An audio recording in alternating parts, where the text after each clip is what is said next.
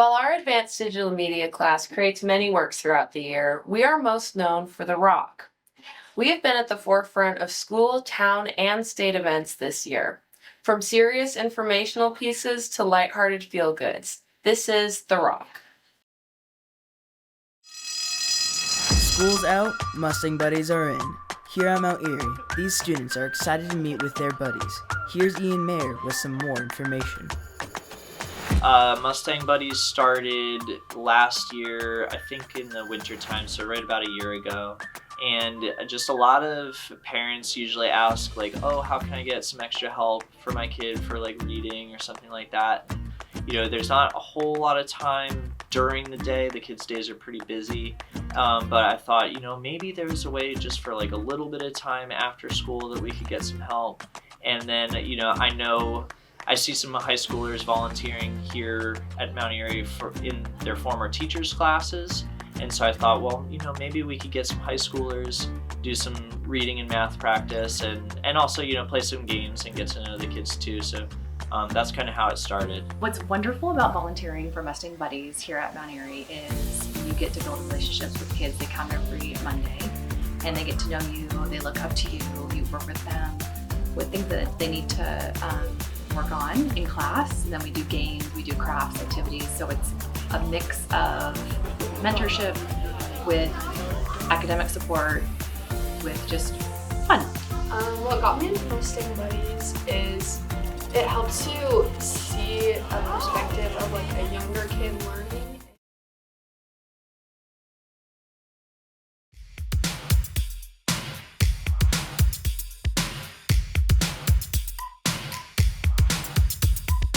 Western tent caterpillars are back in season, which means you're going to start seeing them popping up everywhere. They are an ugly sight to behold, but maybe if we understand them a bit more, we might have more sympathy for them. Probably not, but it's worth a shot. These caterpillars can be found throughout the western United States, and can be found as far north as southern Canada, and as far south as northern Mexico. A wide variety of trees can host these caterpillars, such as alders and fruit trees. And the caterpillars feast on the foliage. They start off in tiny elongated eggs, being laid during the summer and overwintering until they hatch in spring. Once they hatch, the young larvae move to spin a dense silk web which gradually grows as they feed. It is at this stage that you'll see them popping up. They grow up to about 2 inches in length, which can take 4 to 6 weeks. And by that time, they'll start to wander about and find a place to pupate. Then, they will emerge in June and July, where the moths mate and lay eggs, and then the cycle goes full circle. They can defoliate small trees in newly planted orchards, but the trees do generally recover quickly. They don't attack fruit directly, but if the tree is defoliated, then the fruit won't grow normally. They have many natural enemies, but if you want to deal with them, they can be easily removed. There's no need for insecticides, but that is an option. They are also not poisonous, but some people do have allergic reactions to them. On the south side of Anacortes, there's a little shop called Deception Pass Tours. Given the colorful and homey first impressions, I was expecting this tour to be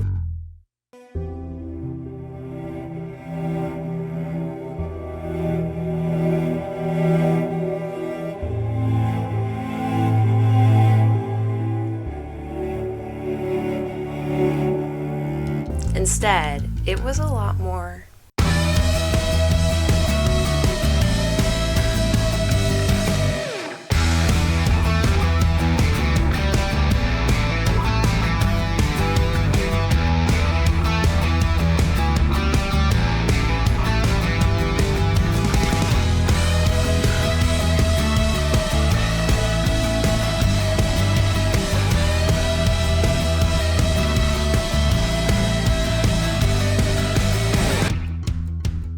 So this one that we just went on, that's our 1 hour tour of wildlife, the scenic beauty of the area, a little history, and then we also do whale watching tours, which are a little longer, up to about 3 hours, sometimes longer. A couple years ago we started doing a Smith Minor Island tour, the aquatic preserve out there, so that's about an hour and a half. My wife and I started this back in 2006. 6 and been a fun 18 years. It can be a little tricky to find at first, but if you go all the way down Cornet Bay Road, past the marina, there's a singular dock by the boat launch. Explore a little more. Want to take the boat out, and 33 of your family or friends can come and join us.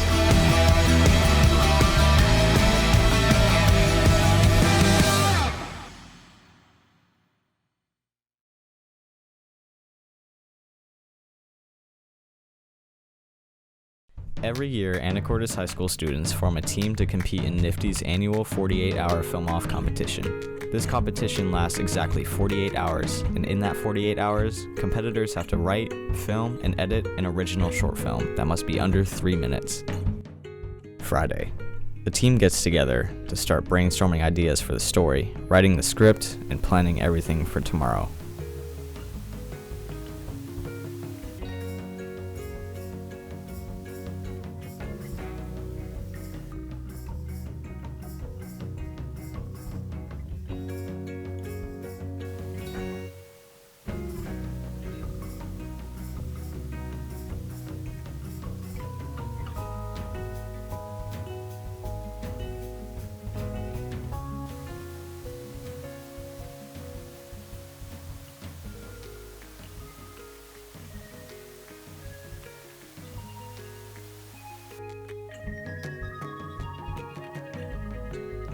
Frustrating to be around.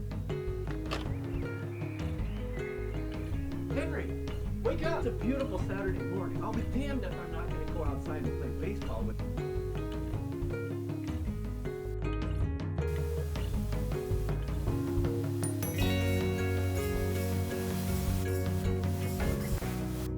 Saturday.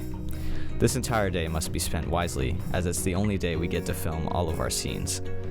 However, because of our remarkable planning the night before, we had given ourselves enough time to film everything. Or so we hoped.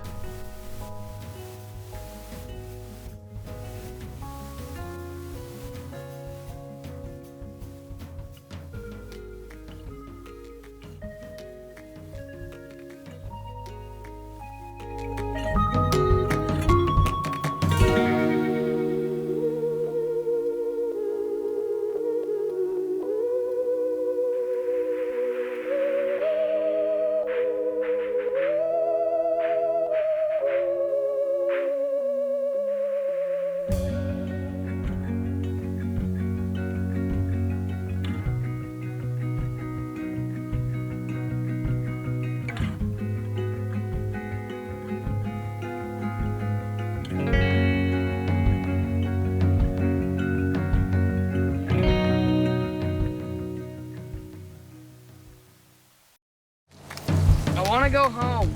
Oh, we came all this way. Just one more time. I've been like 100 times already.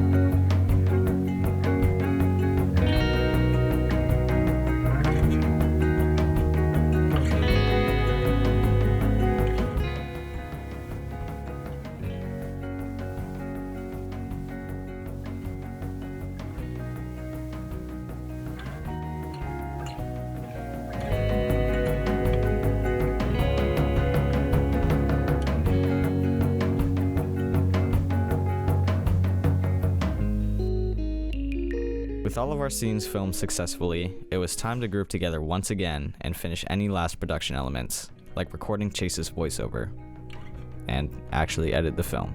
With this, the team was on the final stretch. Nathan's editing right now. We got Chase in here to do his voiceovers, and it is currently 11:37.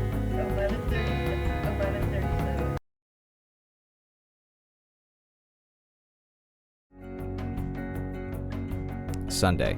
The team is barely awake, surviving off of copious amounts of caffeine. But it's done. Yesterday was Memorial Day. However, most people don't seem to know what it really is all about. So let's talk about it. Memorial Day is a federal holiday that happens on the last Monday of May every year, and it's observed to commemorate those who have died while serving in the armed forces. It had its start on May 30th, 1868, which was then known as Decoration Day. It was done in order to commemorate the Union soldiers who had died in the Civil War. Recognition spread throughout the states over time. Then it became a date to remember those who died in the World Wars. Then in 1971, Congress had standardized Memorial Day to be observed on every last Monday in May. Today, people spend the day remembering their family members who had served for their country. They go to the cemetery to visit the gravesite and leave some flowers on a flag. It is common tradition to put a small flag on the graves of those who had fought in the armed forces. It is also common tradition to fly the American flag at half-staff from sunrise to noon. And at 3 p.m. local time is the National Moment of Remembrance, where we all pause for 1 minute for a moment of silence. We went to the Memorial Day ceremony at Causland Park yesterday and asked some people what Memorial Day means for them. So again, like many of my fellow veterans, Memorial Day is really important to us. It's sometimes a sad day, but we also celebrate the lives of those we lost too young. Some close friends of mine that I think about all the time.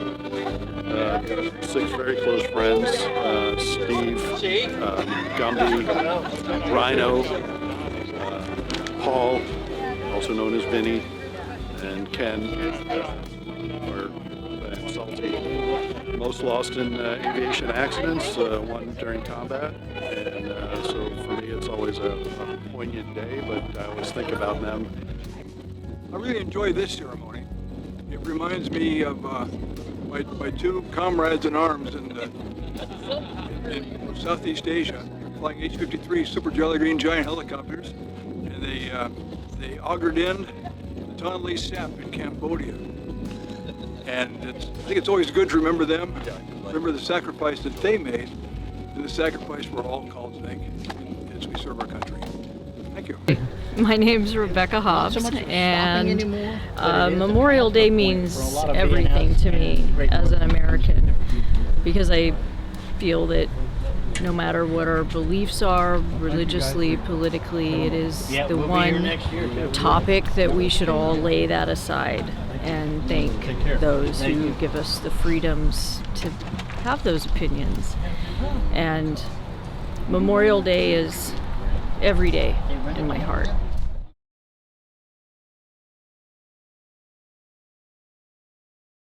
In recent past years, Anacortes was seeing consistent levels of snow, sometimes seeing snow as early as November. So why the sudden change?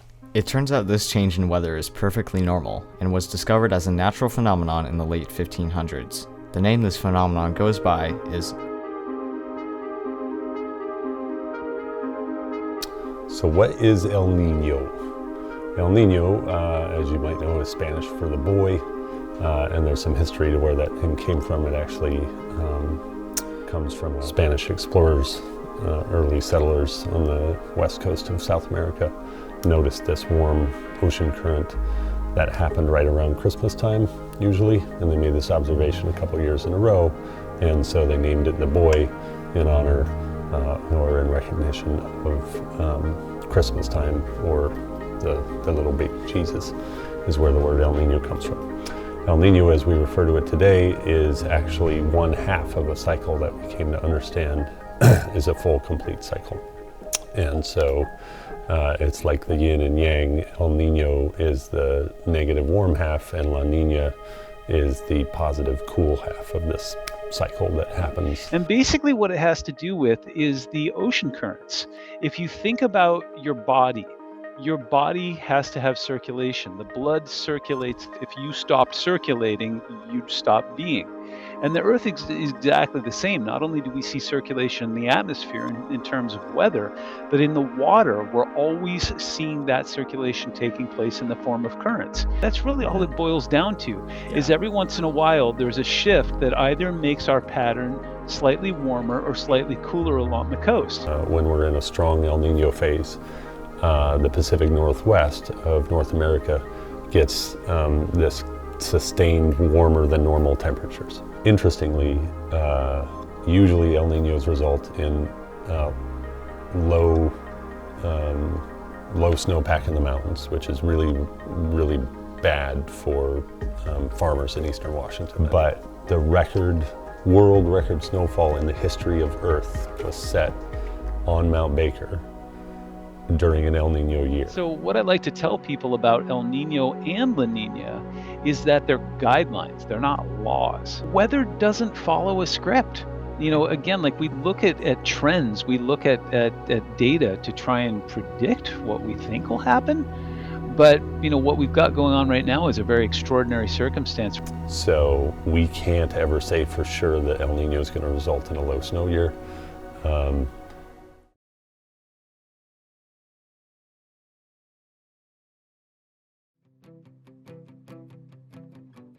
The recycling program started this year, and we started it because previously Anacortes High School did not have any recycling program.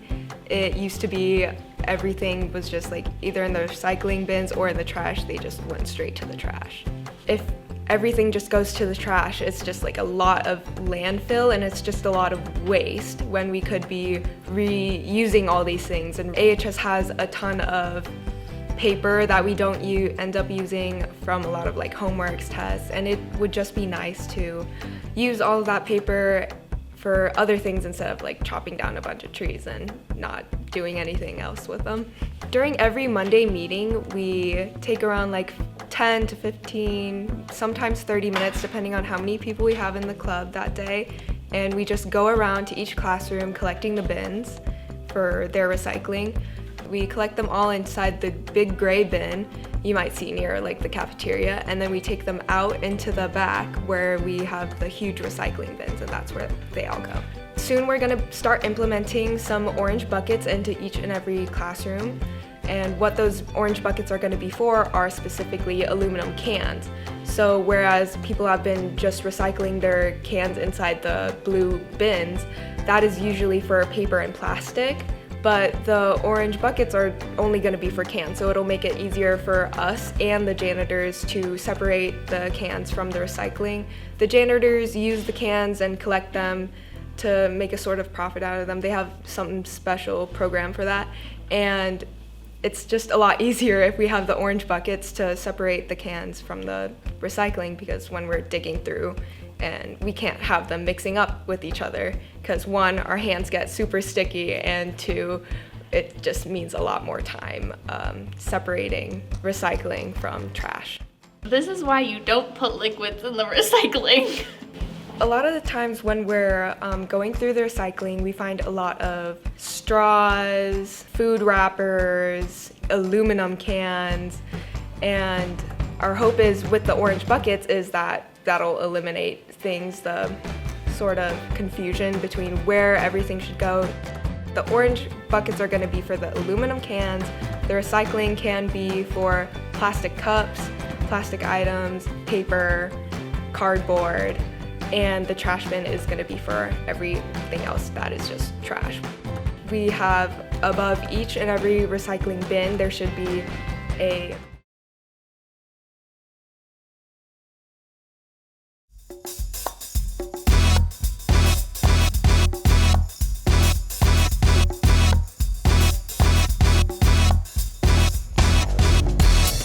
Summer is just around the corner. Our leadership class hosts many events throughout the year, but this field day was the summer celebration we've been waiting for.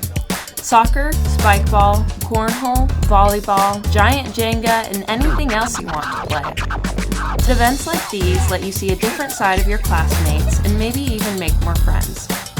It may be too late to go to field day this year, but there's lots more events like these. Thank you to our leadership class. See you on the field next year.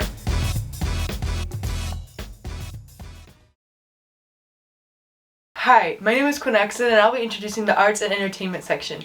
As you know, we have a variety of talented students here at AHS. You may be wondering, what do our talented students have to offer? Our Advanced Digital Media class, The Rock, has just what you need to see and recognize these talented students. Come along with me as we cheer, support, and congratulate those who have worked hard to achieve where they are now.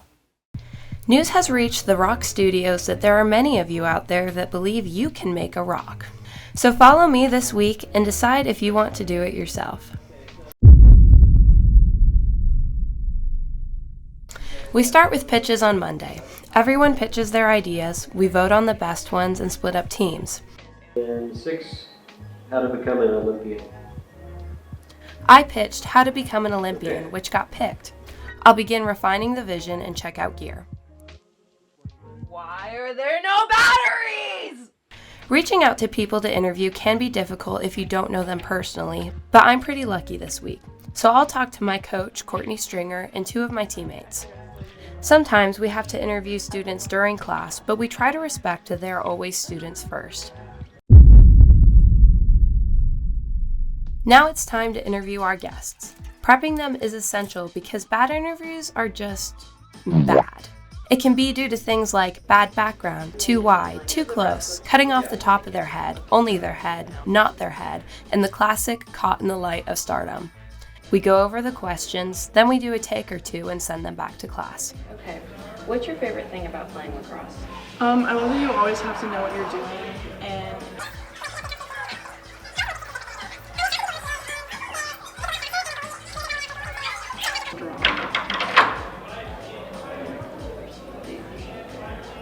So, as we heard, there was a lot of people coming in and out of the bathroom, a lot of people in those classrooms, and a lot of people walking down the hall.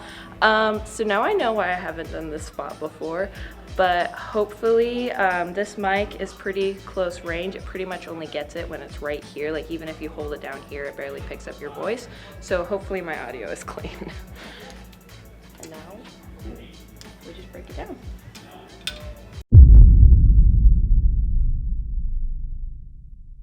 Next, I record my voiceover. It's important to have something to build my segment on. However, timing can lead to a scratchy post-tournament stress voice that sounds nothing like me, but will have to do. I also need to check out a MacBook so I can edit at home over the weekend. This can be hard because there's only a few. It always works out though because we work together. I need this for my Please, sake. please, No, Kellen, I need it. I need it. You don't understand. I need it. I need it. No, I do most of my editing over the weekend, and the goal is to have a rough cut in by Monday. When I can't get a segment done in time to review Monday or Tuesday, I try to export it that night and send it to Mr. Thompson and the producer to review. Making a rock can be stressful, but there's nothing I'd rather stress over. I hope you appreciate our work, and from my rock to yours, have a great day, AHS.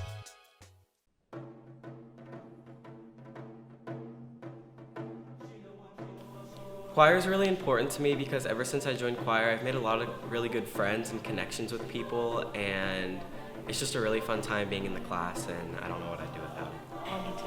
Yeah. I decided to join choir because it's such a good community to have, and I started in 6th grade, and it was a super fun community, and I also love singing. The first day of practice, first rehearsal day, it was a lot of fun. I loved the environment. I loved the people. Everyone was so nice, and I felt like I could really just sing my heart out in there. It was just so much fun.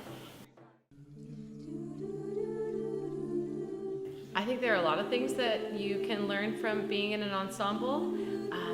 Leadership skills, collaboration, teamwork, elements of performance on stage, and obviously a variety of music types, maybe different from what you would listen to day to day, but just, I don't know, singing harmony in a large group is unlike anything else that you can do.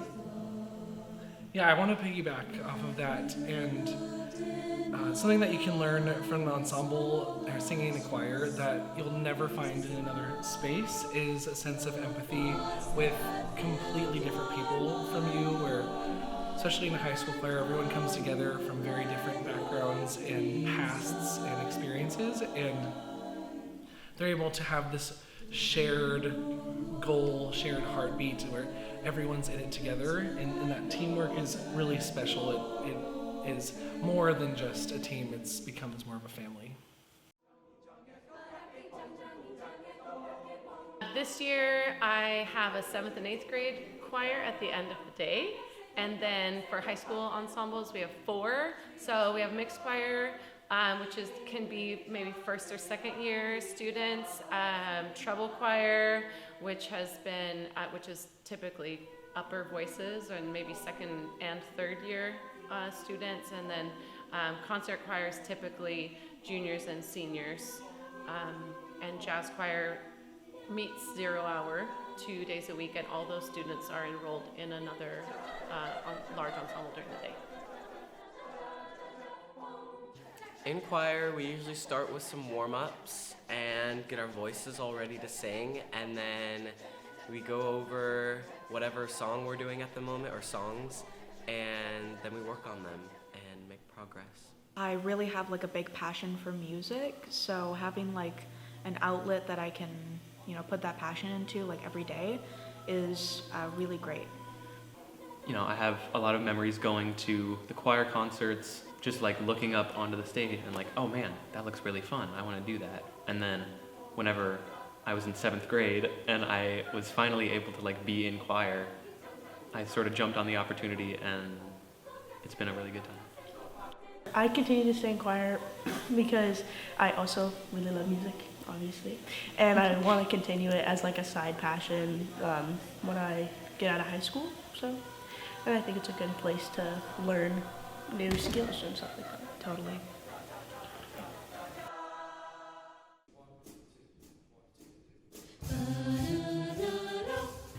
I feel like it's worth it to wake up early for the class because it's a lot of fun, and it feels different not being like during the school day. It kind of gets my morning started. I feel more motivated after jazz, like I'm ready for my classes during the day, and I think just waking up earlier is like better for people, so it's fun for me. I joined jazz choir looking for a challenge to be able to learn a lot about singing and develop important skills that carry over to other types of singing. Scatting. Oh, my goodness. Improv. Yep. That's a big part of it. And because I look up to my sister a lot, and she was in jazz choir, so it was kind of a goal was to be able to meet her at that level and learn a lot from the seniors and the mentors with the smaller group. I joined to learn from those people. People will learn a lot in that group and make a lot of friends because I've made a lot of friends. I've personally got more social because I was kind of introverted and was like scared of doing things and trying things, but now I'm singing national anthems and stuff with smaller groups, and I think jazz, especially like scatting and improv, has made me more confident in my singing and even just talking to people, having social skills. So it's a good class to be in if you want to learn those types of things. I'd say that.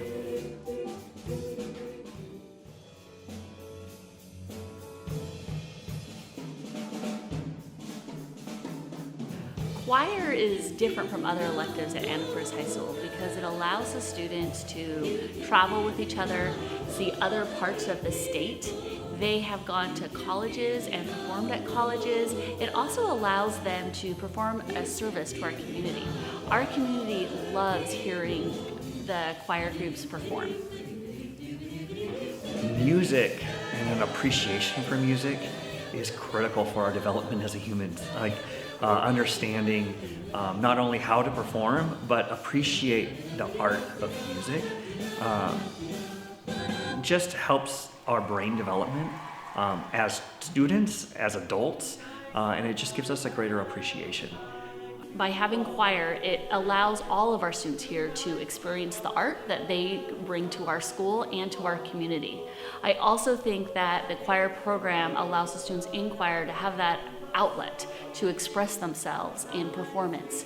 They bring their talents to our musicals that we have. They bring our talents to other theater productions that we have. And I know that our community that comes to the choir concerts also really enjoys going to the choir performances. I also love the fact that our community is deeply engaged. You go to a music concert, it's not just parents who show up. We have grandparents, we have community members. You all do amazing work, and it's an honor to see you perform. It's so much more about singing with people and being with people and building those relationships and connecting over a similar interest, a common goal, a shared passion with others. And we need that love for each other even more than ever right now. And I think that this is the best place to to foster that great positive culture.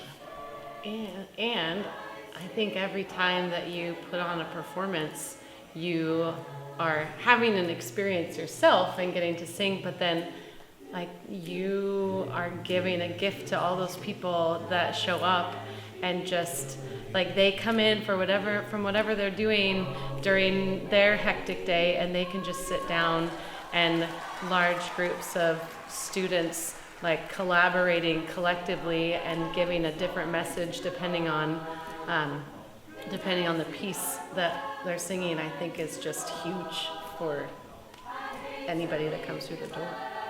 I agree.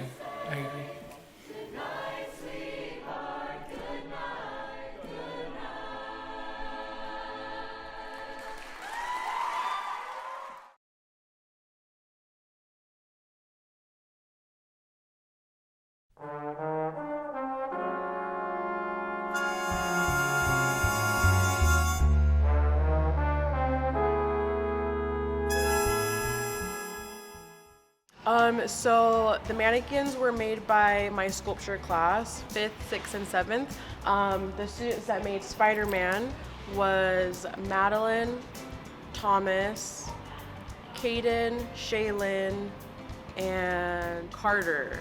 Yes, so these are the artists that made Spider-Man. My inspiration was trying to figure out a unique way to teach students how they can cast things with everyday objects. So I actually went on Pinterest and found that a Christian school had already done this project before. So then I took it as inspiration and then modified it to fit my classroom. And then our mannequins were born, essentially. I would have to say that they were all my favorite, of course, because I loved the work that all my students create. But I think the ones that really stand out is Spider-Man, and then in my classroom we actually have one that's like phasing through the wall. The artist created a spiral and then attached the abdomen of the figure onto the spiral so it looks like he's falling through the wall. So, which was pretty clever, I think. Hey, I'm Oliver, the drummer. I am Kai, the lead singer. I'm Olivia, the lead guitarist. And we are Osmium. Osmium is the densest metal, the heaviest metal. And I wonder what music we play. Yeah. In that right into roll into that, we play more heavy metal. I'd say it's kind of also like more like punk. Like heavy punk, pop punk type vibe there. You know. They were looking for a drummer. Yeah. I was looking for a guitarist and lead vocalist, and we all knew someone. Like a mutual pal. who got us together. We have been a band since like September-ish. I mean, a little later than September, more like when we found out about Rock the Island and when it was going to be and knew that we needed to prepare. We have one original song that we're performing out of the 3 that we picked, or the other 2 that we picked. We decided to do one original, and it's called Back When. And it was really a team effort on all of our ends. We spent like a solid 2 or 3 practices just brainstorming and then writing lyrics and then revising lyrics. So it's definitely a team effort and not just one person who did it. So we're gonna be playing Inner Vision by System of a Down because it's like a really fun song to play. It's got a lot of hype, and it's like the guitar part is really fun for me to play, and the vocals are pretty cool too. I think we're all kind of underdogs in the music world. Like I'm in choir, Oliver's in band and choir. I never saw like as like a 3rd grader in choir that I would be in a band in my senior year with a freshman. I definitely exist like an upcoming of underdogs, I guess.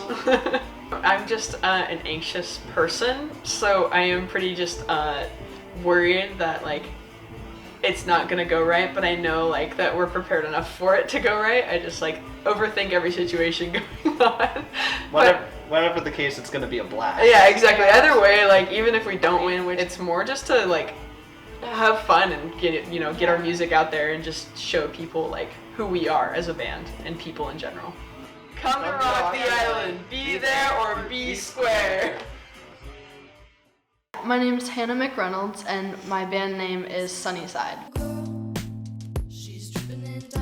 So my band is made up with song-wise of my original music, so it's gonna sound different because it's my original sound, my vocals, with instrumental written by me and my dad. It will be the first time I've actually performed my original songs, so I'm super excited. When I write, it's either because I'm going through something and so it's my way of expressing myself, or I just get this creative burst and then I'm just overflowing with ideas. My favorite part, besides the adrenaline of performing for a crowd, is the aftermath and like people talking to me and saying how my songs or my performance impacted them, because I think that's the coolest part. Something that came from me that I created helped or affected someone else in a positive way, and I think that's super cool. On our way out it, you will pay dying 1,000 days. My genre of music, I guess, is categorized as pop rock, but there's a lot of synth piano that goes into my songs as well. I listen to a lot of genres, so I definitely have a lot of pop rock in like my playlists, but also I listen to like metal music or classical music, and I definitely do not write that genre. I signed up for Rock the Island this year because, one, I love performing, and last year my critique from the judges from Rock the Island was, we wish you would have done originals. Covers, both. I always give more points to people who share some original stuff, so I would encourage y'all to get cracking on that. I have the ability to do originals since I write my original music, so I was like, oh, I could have done it and I didn't, so I'm back this year and to do original music.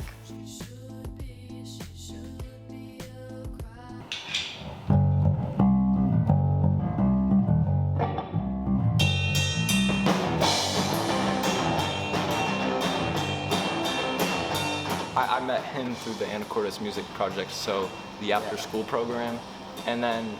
Yeah, we were actually part of another group for a while, and then everyone left except for those two, and they started playing some songs, like just kind of hopping on the bass. And they're like...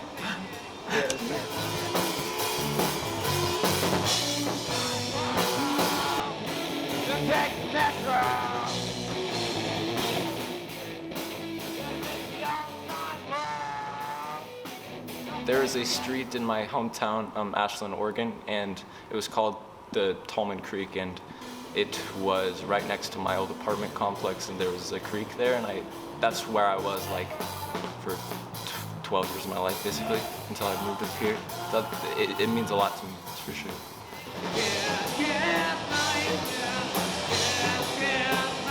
There's a lot of magic and a lot of significance with playing with other people. It's like a special kind of language. It's like a love language. You get to be intimate with your instrument, you get to jump around, you get to... Intimate's a word. Yeah, there's a lot of energy involved in it. Express your emotions and just... Yeah. It's a great self-expression. Yeah. And as someone who plays an instrument that's not very good for songwriting, it's nice to be able to just play music. Yeah. It's not very musical It otherwise. is really cool when stuff happens, then you just hop in and it's all good.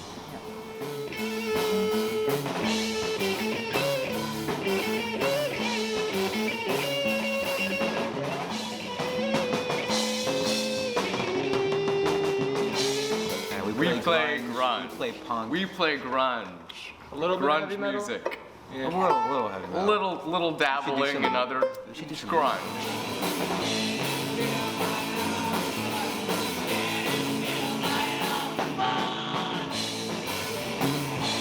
Well, we really just wanted to get a bigger platform because Chance and I have played gigs before here and there, mainly at AMP. And it's really amazing to be able to be on stage, but we especially like to reach an audience that's more interested in the kind of music that we play.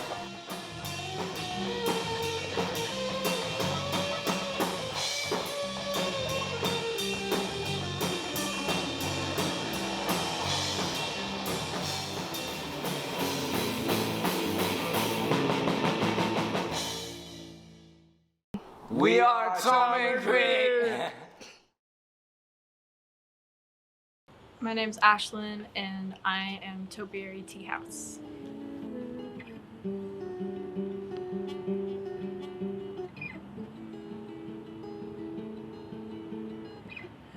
I've been performing with this kind of music for about 2 years, but I've been performing like in general for about 7 since I've joined band in 6th grade.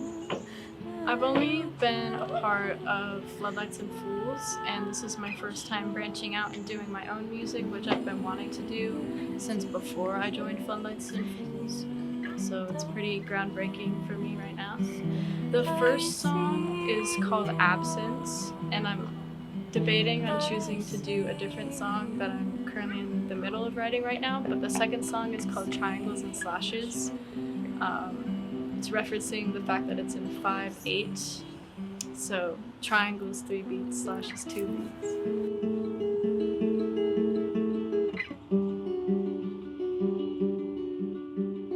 My style of music is sort of indie and whimsical in a sense, on the little bit of eerie side with like unique harmonies and such, but it's not really a set genre. I signed up for Rock the Island because I wanted to end my senior year with something that I've been wanting to do since I was like 7 years old, and I used to have really bad stage fright, which led me to not do this kind of stuff, not perform, and I just kind of wanted to go for it, and I've been wanting to share my music for a really long time.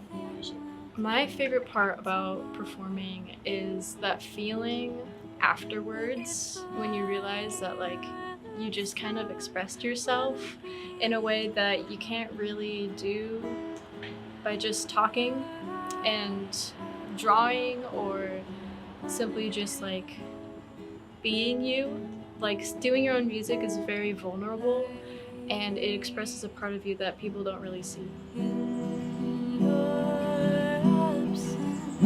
I see my face coming through.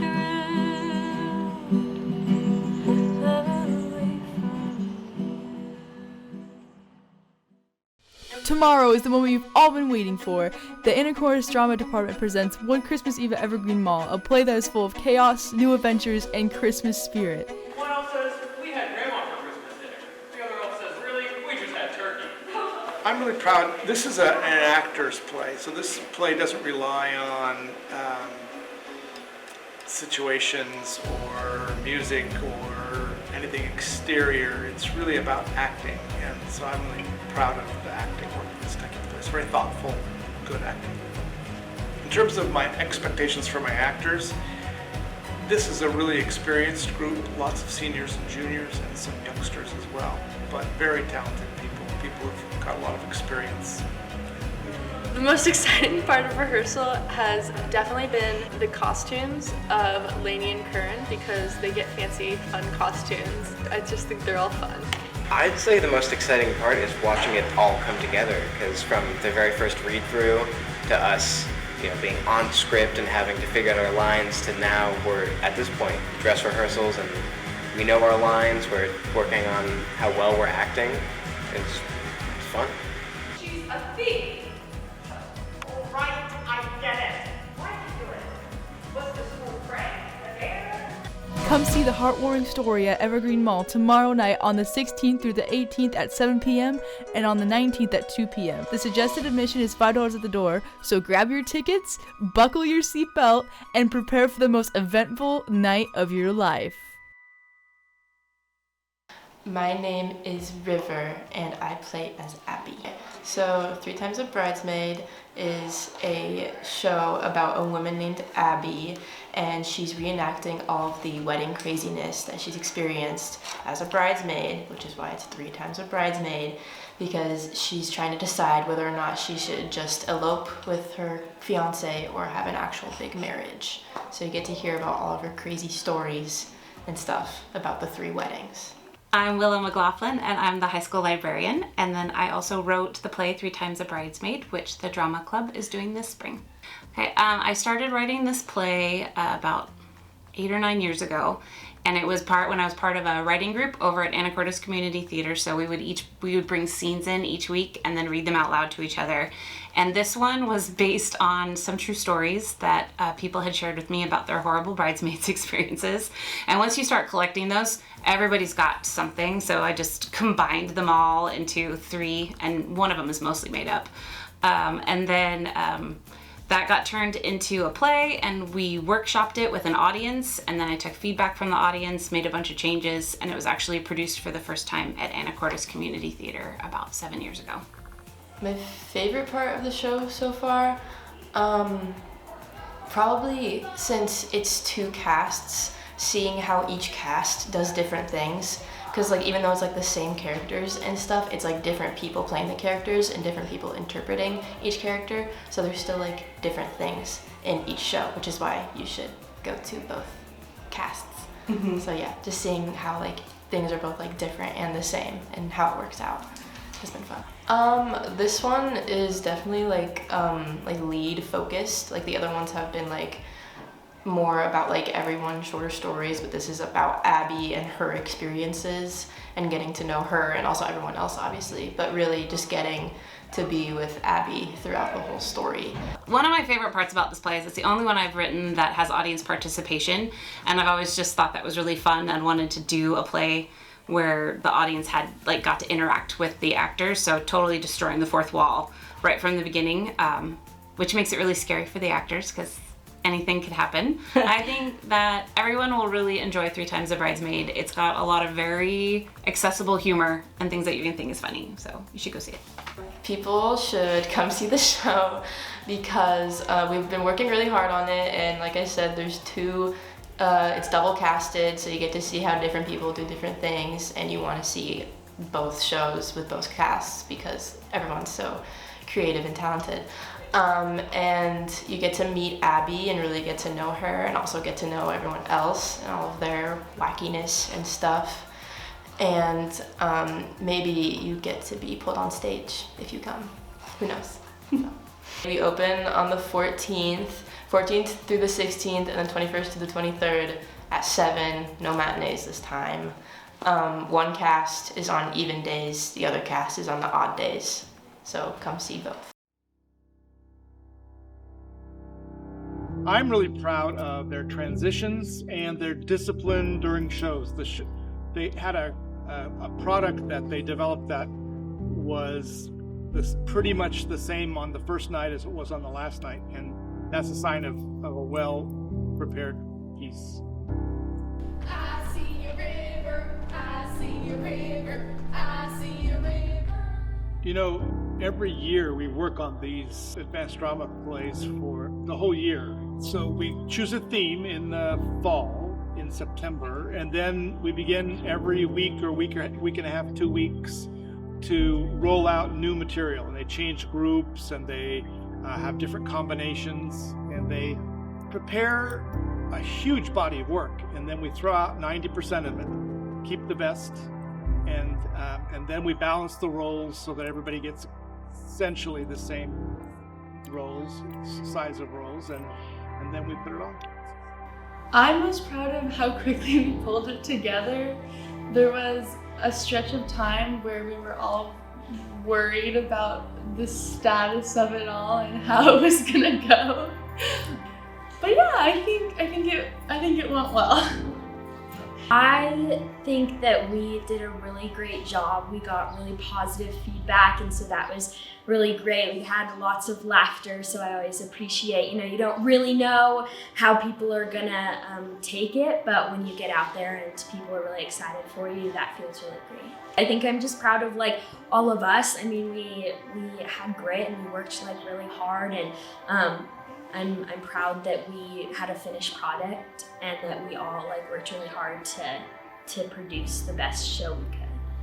The most difficult part was definitely the chairs, because our theme was transportation, and that's hard to achieve when we can't bring school buses and boats and Trojan horses on stage. So we needed to improvise, and what we had was chairs, and so we had to make them look like what we wanted them to. And I mean, we did get feedback that was like the chairs made no sense, and so that was just difficult in general. I love performing, so I think that's probably the most fun part is performing and singing. I mean, I love just like all the emotions, and so again, you like when you're practicing and rehearsing, you don't know how people are gonna take it. It's only like basically Burnett in the audience, and so you don't know. And so even he said at one point, like he forgets that people are gonna laugh. And so I think that that's so true though, is that like he doesn't, like we all kind of forget that we're funny because we just do it over and over and over again. And then when you have an audience, you're like, oh my gosh, like we did it. We actually like being backstage and like hearing people laugh at like the first skit, I was like, oh, I forgot like these are actually funny because like you've done it a million times. So then when you do it, people laugh, and it's just like, oh, it's just such a good feeling. So I see the idea in its germination. I see as they develop the character, we throw away a bunch of it, but we keep the things we think are the best, and they just get to work on it a long time over time. I see a lot of improvement, particularly in the last 2 weeks, but they did it. I thought they did a great job.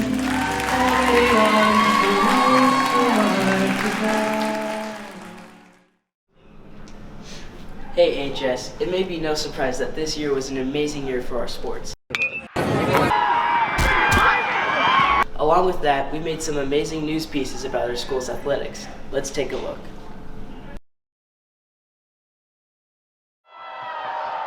Another receiver in motion. That's Brady Beener, and they give him a jet sweep over near the sideline, and he's breaking free. 30, 20, he's gone. 10, touchdown Seahawks! Wow.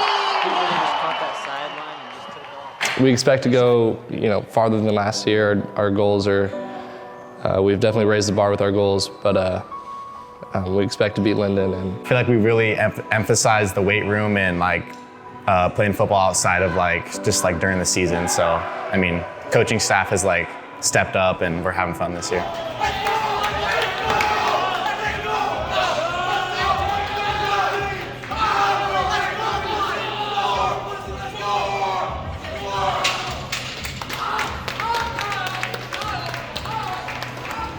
My name is Tyler Dubuque. I am the offensive coordinator for Anacortes High School football. Originally from LaConner, it's where I played my high school ball, and I coached a little bit there, and I've been with this program for 4 years now, since these seniors were freshmen, I believe. I don't think we made a ton of changes. I think what's been important is we kept the nucleus the same. We've had consistency with all assistant coaches, and we've had some moving around with head coach, obviously, with Coach Ports going up to AD. But he's still been involved, and not a whole lot has changed. This is a big rivalry game between us, and we haven't beat them in 20 years, so they probably don't think that, but for us it's a loss, so beating them would be pretty big for the conference championship too. Yeah, we're definitely coming into this game expecting to beat them. We have a lot of confidence, momentum, and it's definitely super important for us. They beat us last year at a pretty good game at home, and so we're trying to bring it back to them on their home turf and beat them. I believe that we are going to win a state championship. I really think that. The kids we have, the coaches, the people in the building, the community supporting us, it's a big deal. And I truly believe we're going to win it all. I think that we'll win by 2 scores on Friday night.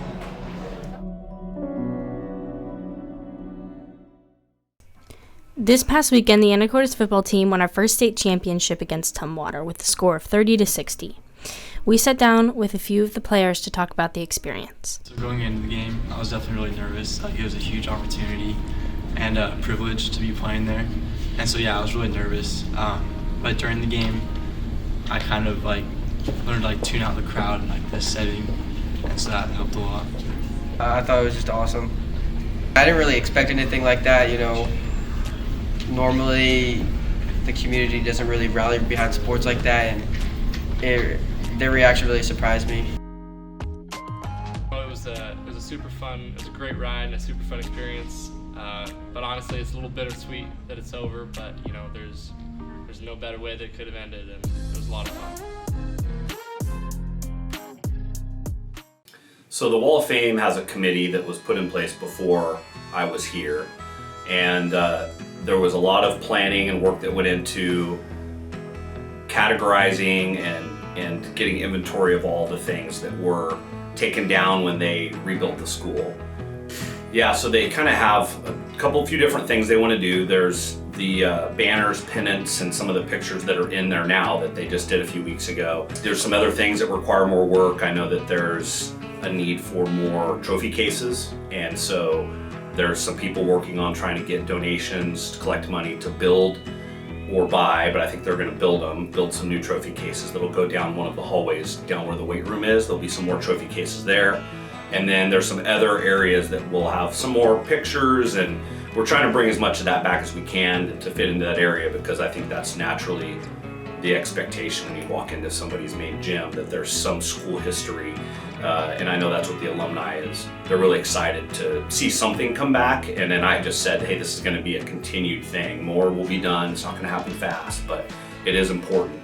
And a couple years from now, hopefully everything's all in there and we're looking good.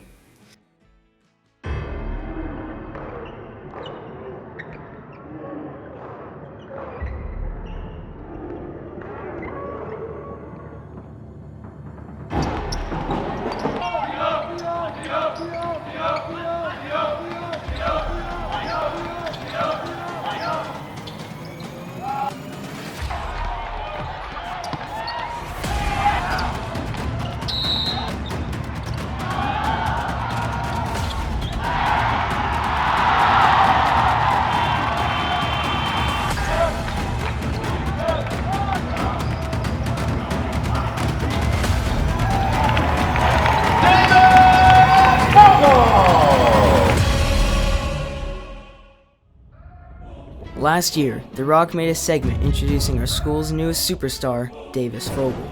Since then, Vogels became the Northwest Conference MVP for last season, became a 4-star recruit, and has received multiple D1 offers.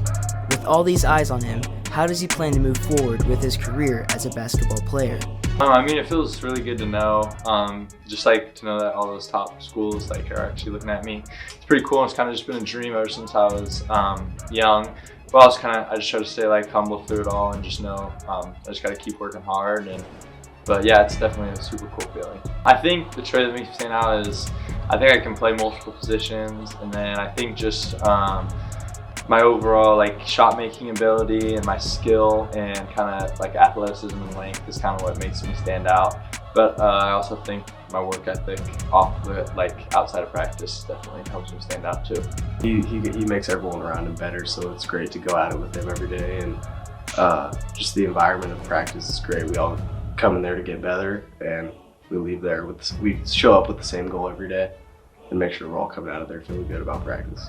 The pressure in the big game and stuff, I just try to look back at all the extra work I put in and just know all that work leads up to those big time moments. So then also I just kind of try to remember this is what I love to do, and how much fun I have playing basketball. So kind of just helps me stay calm knowing that this is what I love to do. Obviously, he's the best player in the state. He's going to get his shots up, but knowing that the ball's going to find you too, and he's a great passer too. So for say at the free throw line, he's like, hey, I'm gonna find you. Next possession down, he finds me. It's great playing with him. Obviously on the court, he's a great teammate, helping everyone out and making, because what he wants to do is win. And if you're out there to win, there's not why you there kind of thing. We're there to win, and he wants to win more than anyone. It is no doubt that Davis is one of the best athletes in the state. Make sure to go see him and the team tomorrow at their next game in Mount Vernon High School at 7:15.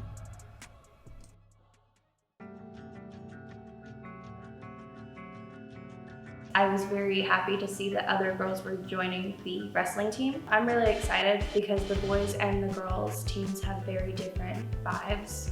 As I was on the only boys team a couple of years ago, and it was, let's just say, not the greatest experience. So I'm really excited that there's a girls team and I will have the opportunity to go to girls tournaments.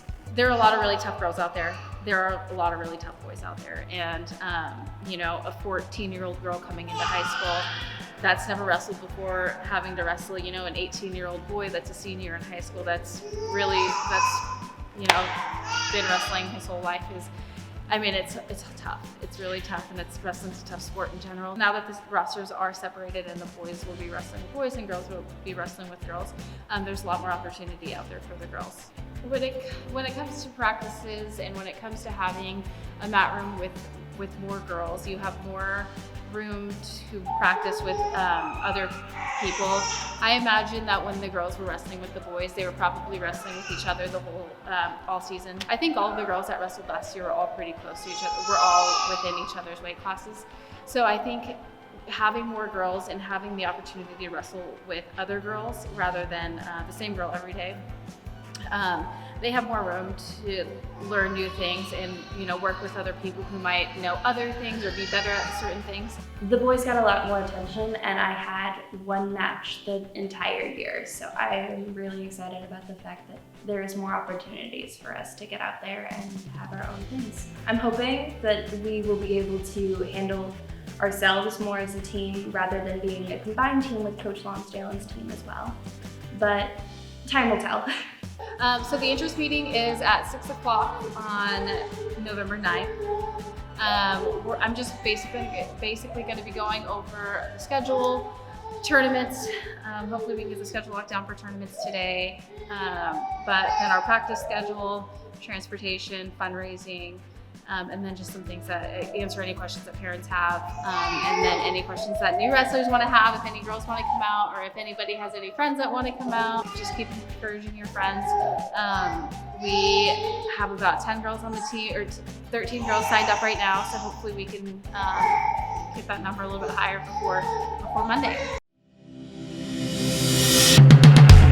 It was a huge effort into putting countless hours in the wrestling room and late nights at the gym to get to the state tournament. I plan on improving a lot on my top game and wrestling. Just improve a lot of the little things and just get my game to the next level. We had a great state tournament. We took 8 wrestlers to state. We ended up having 4 state placers, taking 12th overall, 1 state champ, a 6th placer, a 7th placer, and an 8th placer. And I felt like all the kids really gained a lot of experience from the state tournament. We have all 8 returning next season, and looking really forward to the group that we have coming back. And I just felt overall that we performed really well as a team. With 8 returning to state next year, that's a really good team to have coming back next year. We expect a lot more kids to be along with them next year. We're hoping goals hopefully to be doubling our numbers next year. We still have for the most part, we're an underclassmen team, but we're really looking forward to the off season, and work just needs to be put in, and we'll see what we're at next year.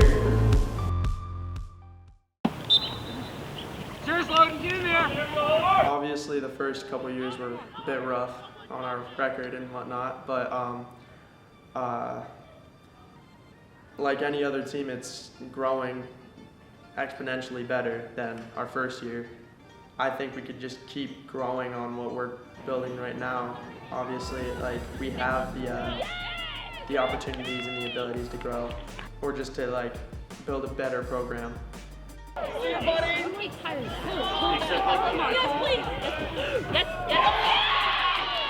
Everyone on the team is pretty close with each other. Like, we try and have like kind of like I said, a family bond. Like, we're all brothers in a way. Like, everyone knows everyone, and everyone like is comfortable with everyone else. Like, we just try and grow off of that. I just enjoy being around the people that play it with me. They're really like family to me. Yeah, if you're a physical person or just like playing a sport and like getting to know other people, I definitely would encourage playing lacrosse. Like, you have brothers and you know these people very well regardless of skill. Like, my friend Nikolai, I got him to play, so and he says it's one of his favorite sports ever. So come out, watch lacrosse. If you don't know much about it, I guarantee you'll enjoy watching us. Building the program has been really rewarding. I think all of us from like first grade have like stuck out throughout the years, and I think that even if it's like hard or like there's teams that we play that are better than us, knowing that we've been playing together for 7 years, even more, that's what it's all about. You always have to remind yourself that we're a building program. This is only our 4th year, and that like not everything is going to be perfect all the time. So I think it's fun knowing that like me and my teammates are like the reason why we have a lacrosse club for high schoolers, and that like we grew it from like when we were in 1st and 2nd grade till now. We had a very good season last year. We went 9-2. We were just short of making playoffs, and I think that this year we have just so much talent from the freshmen, so much talent from our senior class, and that like this is the year we are going to make it to playoffs. Join lacrosse, it's a great community. You're gonna learn a lot about leadership, teamwork, and just about pushing yourself, and I think it's a great sport for self-improvement. Lacrosse is super fun to watch. I would encourage as many people to come and support our boys and girls lacrosse clubs, because we are students here too, and we matter.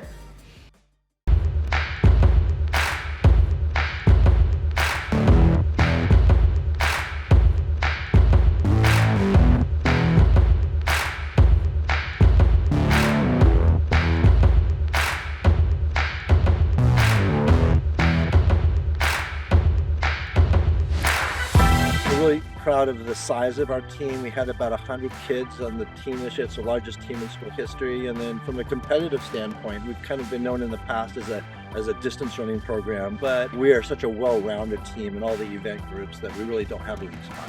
We have a lot of phenomenal sprinters right now. I compete in all the short events, so the 100, 200, and 4x1 and 4x4.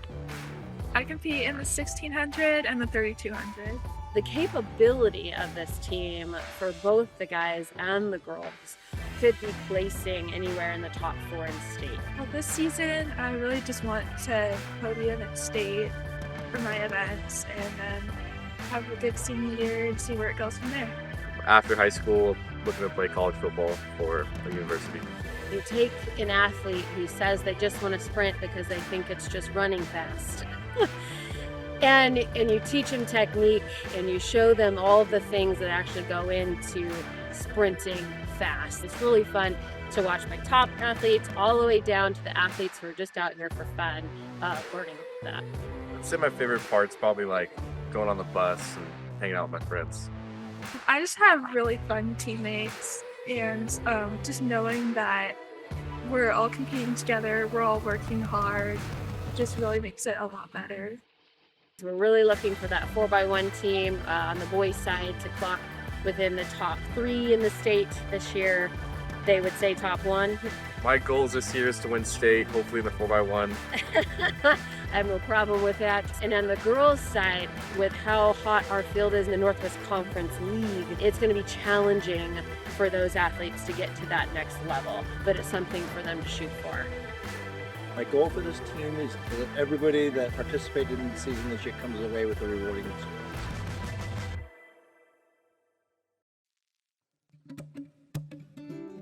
The effort it typically took to get to state, one thing is endurance. Endurance is a huge thing with state, considering that you're bowling 6 games in a row, and it typically takes around all day to actually complete 1 day of state.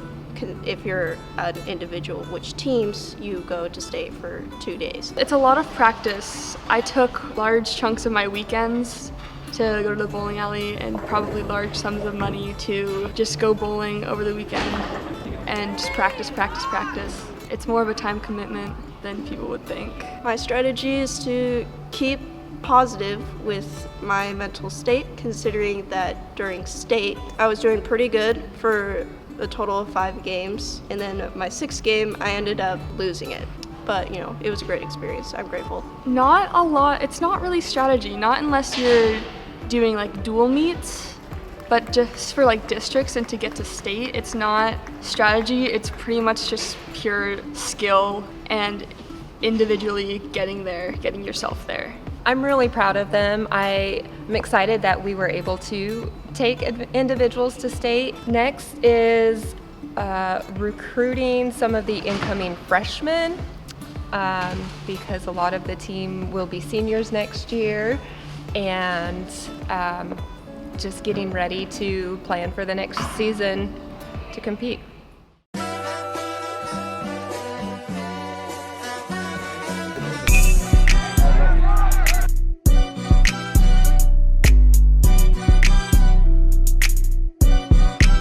We started the year really well. We got hot. We were 12-3, and then we hit a little funk at the end of the regular season. And we worked on some stuff, fixed some stuff, and then we won district. So we are right where we want to be right now. We're in the state tournament, so which is where we hope to be at the start of the year.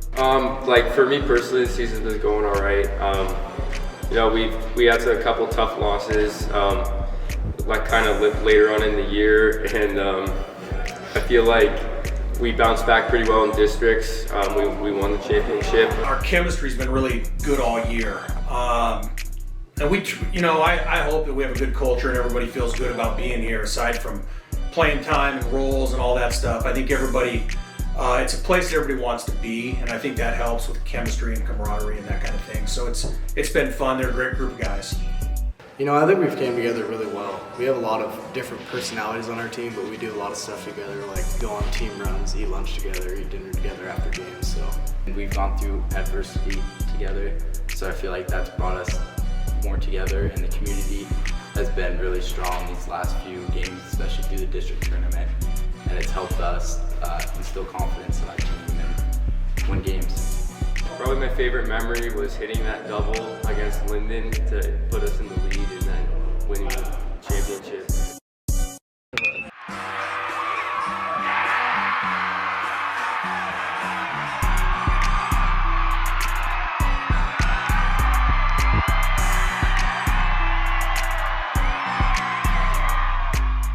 Definitely pitching and hitting in the winning RBI against Linden in the district championship.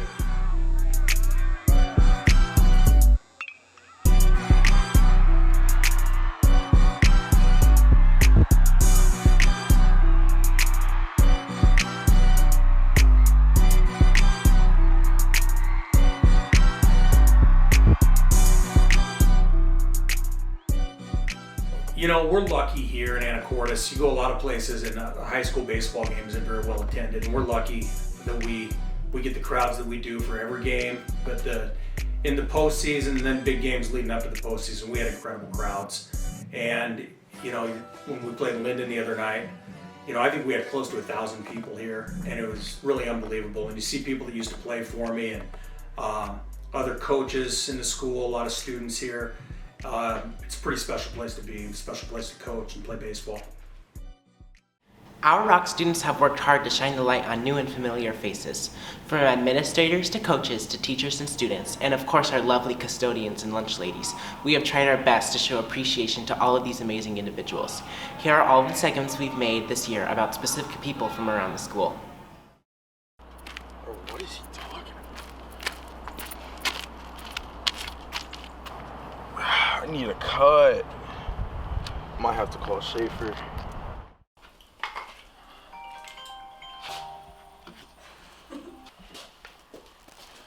Yo. Schaefer, are you busy right now, gang? Nah, I'm not busy. What's happening? Yeah, I'm gonna need a cut, bro. You're not busy? Right now? Be there in 5, bruh. Say less.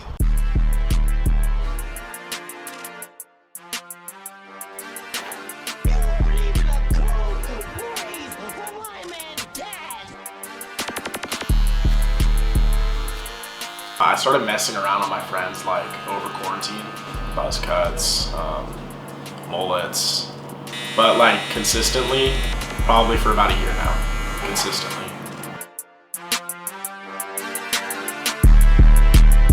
Whenever I used to watch YouTube, like random like recommended videos of like haircutting tutorials used to pop up, and so like I've just like been watching videos forever. And then like that quarantine phase, like I finally got to like mess around with it and stuff. And so just, you know, trial and error and watching videos. My first cut, I was on John Fritz, and it was during basketball season. I don't know if he lost a bet or if it was just like hurt. And it was just, you know, 2 guard all the way around, nice little buzz cut. And he's like, he remembered like, you know, me posting on my story or whatever from over quarantine. And he's like, yo, Schaefer, like, you know how to cut hair, right? And I'm like, kinda, like, I mean, like I can give him my best shot, you know?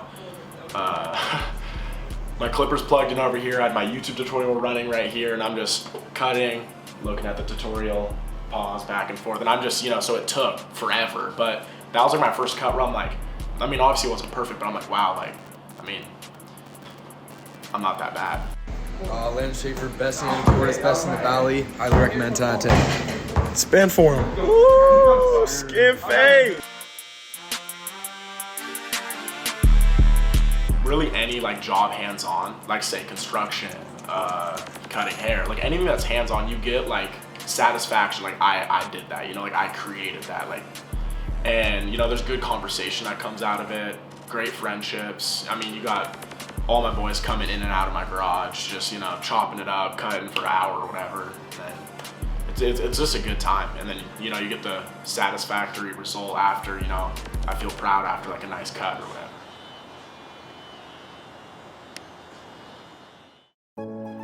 My job entails cleaning up after any spills, getting the lunchroom set up, cleaned, cleaning up after any sporting events, I do Cap Sandy High School, cleaning it, food delivery, getting pretty much everything. I bounce around all over the place. Something I like people to know about my job is how important it is to get the job done, and how important it is to get everything cleaned for students and staff. Most important thing is keeping it clean and safe, getting all the disinfecting everything, because as everybody knows, it gets really dirty really quick here. My favorite part about working at AHS is, being here, helping out, and doing everything I can for the staff and the students. The favorite part is getting to see the kids as they come in, and when they graduate, seeing how much difference that they've changed over the years. Had like 8 of my family members come through the school too, so it's kind of neat to see how much people grow. So my job is I'm the assistant principal at Anacortes High School, as well as the principal of Cap Sandy High School. People ask me what my job is and I say assistant principal. A lot of people think that is like my main job is just like discipline and yelling at kids, which I kind of joke about. But I really see my job to be a teacher at a different level. Like, I like to help students understand that if they've done a behavior, that's okay, right? But we still need to learn and have consequences for that behavior. And it's really about thinking about what would we do in the future and how would we change this behavior, as well as knowing that when you do something in the world, like, there is going to be a consequence for it, you know? And so trying to help students learn that so that they can make different choices in the future is a big part of my job. Go back. Are you on a walk? Yes. That's what you should be doing. Good job, Nathan. At Cap Sandy, a big part of my role, because a lot of our jobs, because it's a smaller school, is really focusing on like credits, working with the teachers, the counselors, to make sure that all of our students have the right classes and that they're working through what they need to. Oftentimes that means partnering with families, connecting if there's an issue, like if a student's not attending, making sure that the student gets to school.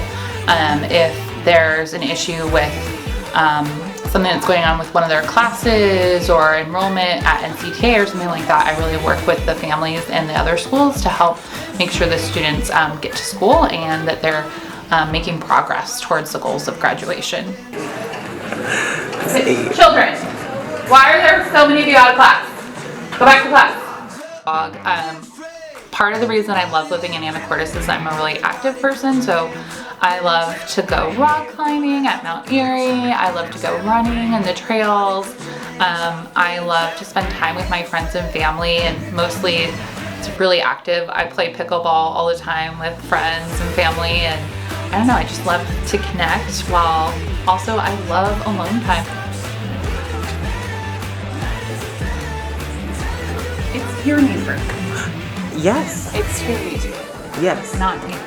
I love my job here, and I love my job here because I love working with the students, and I just feel really grateful that I've been able to see so many of our students from middle school to here, and that I just feel like I really know a lot of our kids really well, and that's why I love it. If we didn't have the relationships of our kids and the teachers that work here, this job wouldn't be very fun, but because I love our kids, it makes the job really fun. I'm Molly Huggins, don't you ever forget it. Yes. All these. Back to class. You got your computer, your calculator. Back to class. So all these students. My name is Elliot, I'm 16 years old, and I'm a magician.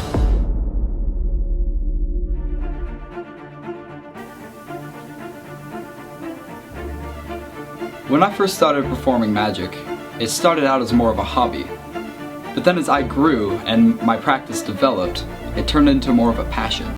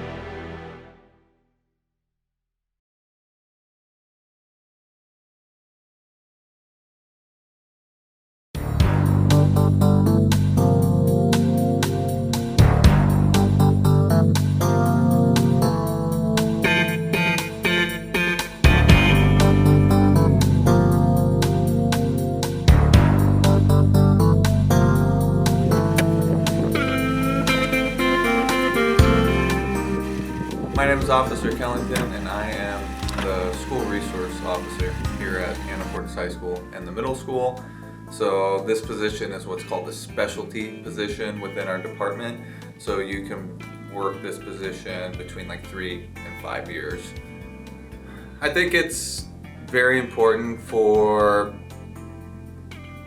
people to kind of see a police officer in the sense that even though I'm wearing like a uniform, I'm just like a regular person like everyone else.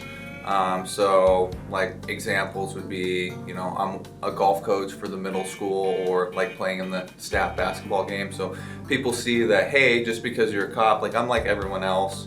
I have different hobbies and things I like to do.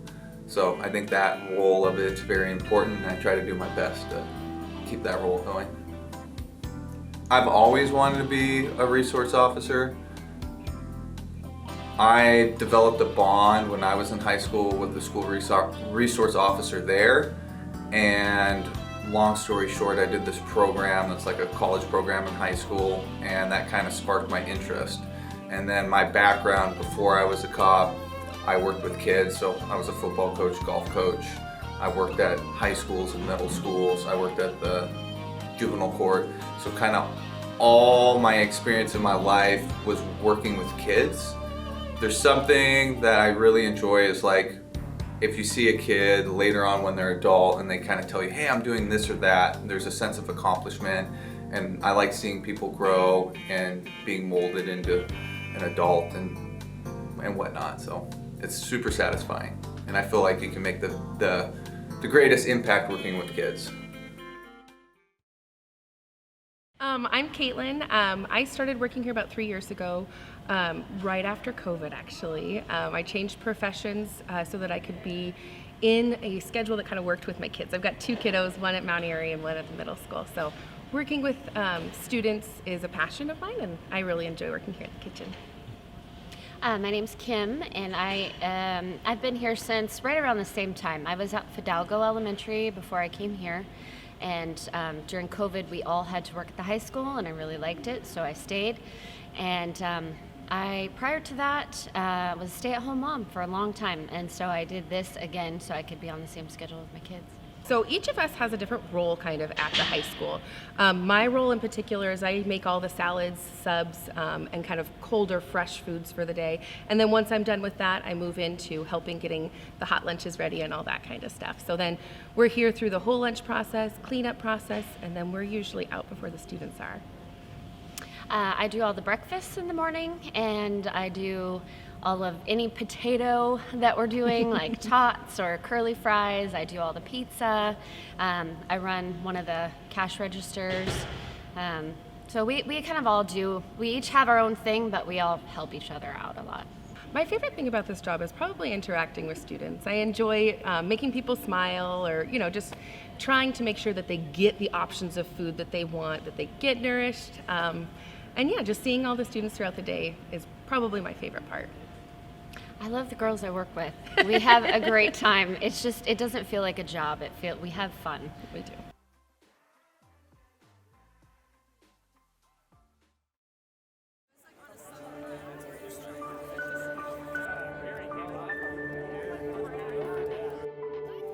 Being in a family that runs, you kind of just take up what everyone else kind of does, and that's just how I started running. The summer of my junior year, I was doing a lot more training, and that's really when I stepped it up. And unfortunately, at the first race this season, I got a tibial stress fracture in my left leg. That was a really big building point, just because I had to, go away from what I really liked to do, and it made me feel like I had less of a chance at going to college, which is eventually what helped me go to Flagstaff, Arizona, and just run fast. I'm gonna run next year at the University of Washington. The recruiting process was really interesting for me. In terms of running, it's pretty simple, especially with cross countries. You just kind of have to run fast. It's not like basketball where you have to do 5 different things correctly. It's like you just have to run the best that you can, and that's what determines if you're good or not. I picked the University of Washington because of its college education. I know running isn't necessarily forever, so at the end of the day, I want to run the best that I can, but then also be the best student that I can. The advice that I would give to someone who wants to, continue running at a high level, I'd just say, put yourself around people who make you better, because those are the people that are going to get you as far as you can be.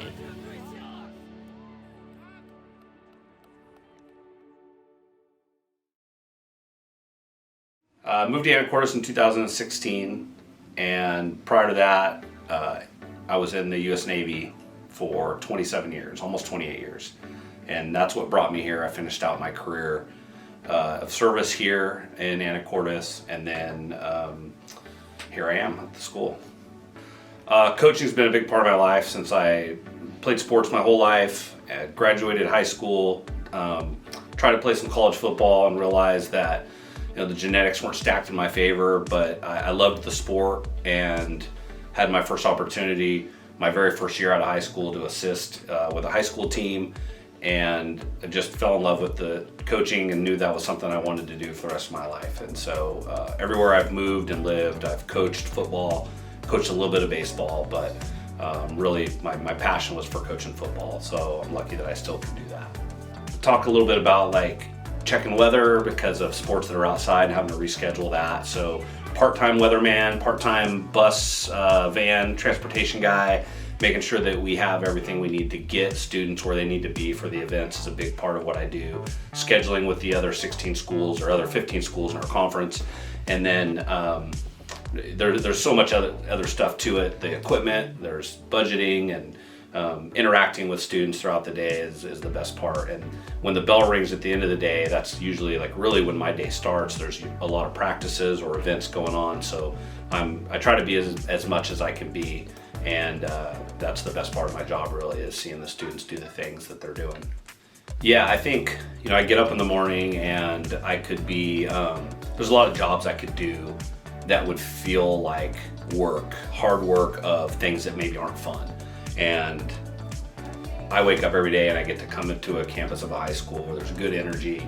I enjoy working with the people at the school, the staff, the administration, and being around the students is awesome. And so I get to do sports and activities that are really fun. People like to do those things, and so it's just a really awesome opportunity for me, and I love being a part of it.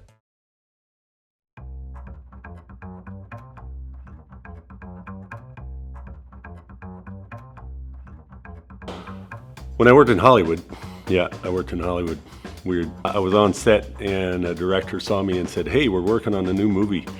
Do you do any acting?" And I said, "No, I'm not an actor." And he said, "Well, we need a bunch of extras. Would you be interested in being an extra on a big Hollywood production?" And I said, maybe, I don't know, what's the movie? And he said, "Well, it's about this old medieval story from Scotland about this guy named William Wallace. And we need a whole bunch of people that look gnarly, like old Scottish soldiers." I said, who's in the movie? And he said, "Well, it's a Mel Gibson movie. It's called Braveheart." So I said, okay, yeah, that sounds cool. A little while later, I got some calls and ended up being one of about 2,000 extras on the movie Braveheart. You ever seen it? One time, I was in India in a place called Dharamsala, and I met the Dalai Lama. Do you know who the Dalai Lama is? Anyway, the Dalai Lama ended up asking me to do him a favor, and it didn't work out that I was able to say no, so I ended up doing the favor on accident. The favor was for me to go to his brother's monastery and help the teachers at that monastery learn how to teach science better. Fate intervened and I ended up at that monastery without even knowing where I was and teaching those teachers how to teach science. One time I was in Thailand and I stumbled across this Buddhist monastery that had turned into a tiger orphanage where people from all over the area would bring baby tigers that they found out in the wild. And then it turned out that you could just walk around. And that was really cool. But then there was this one tiger that I guess I wasn't supposed to get close to, but I wasn't really paying attention. This monk was yelling at me and kept saying this word, and I didn't understand what he was saying because I don't really speak Thai. I went to reach out to pet the tiger, and this guy is yelling at me, "Bye, bye!" And I reached out to pet the tiger, and the tiger bit me right on the arm. And fortunately, he didn't try to take my arm off or anything, and he let me go. And then as I was holding my arm and being like, "Ow, that really hurts to get bit by a tiger," the monk was like, "I told you, he'd bite." And I realized he was saying the word bite the whole time.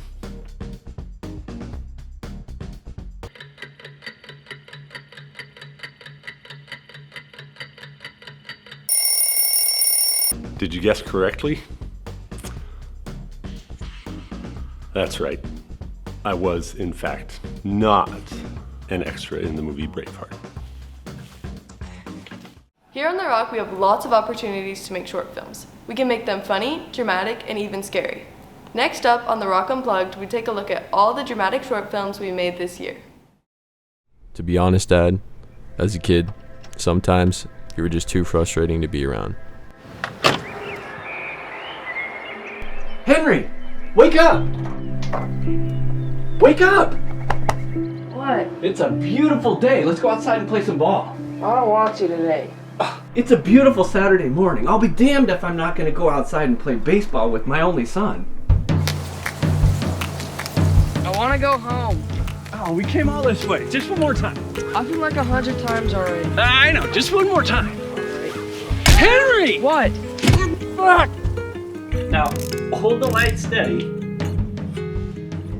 Okay, this part is important. You've got to connect the... God damn it! Henry, hold the light steady.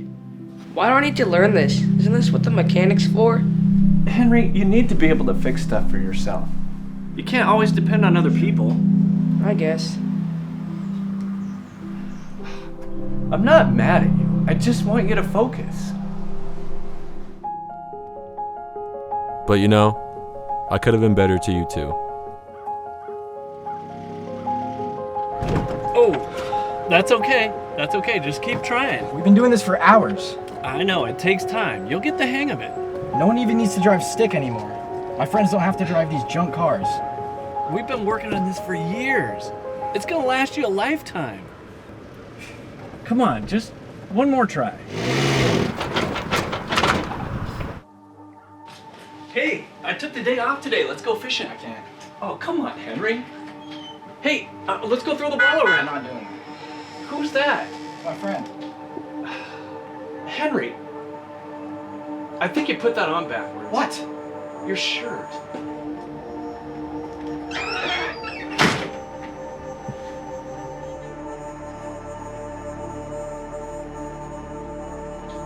And you know, Dad, I'm sorry that I never really showed you how much I appreciated you until it was too late.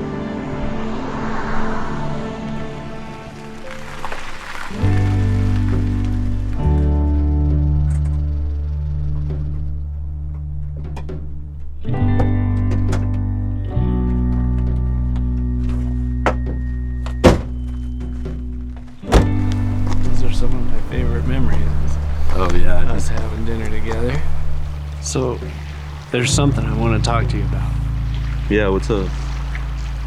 I got a call from my doctor a couple weeks ago. I've only got about a year left.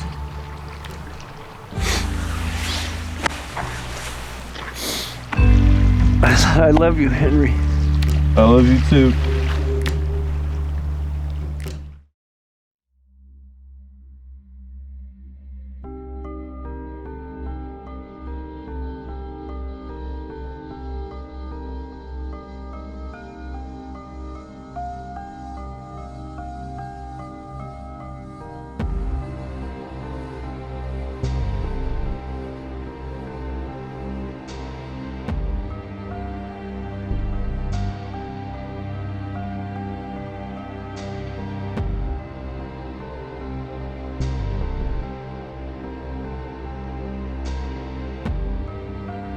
It's getting really bad out there, Joe. Yeah, I know, we should have never opened up the pool. And we're stuck here with the worst type of people. Aria keeps looking at Thomas like she could kill him. Well, Thomas did leave her for you. Oh my god, of course the power goes out. Yeah, let's go help Emily get the swimmers out of the water.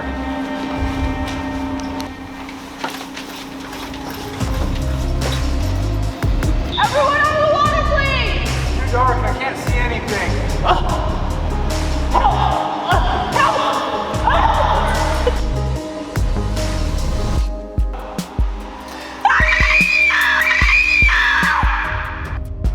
Oh my god!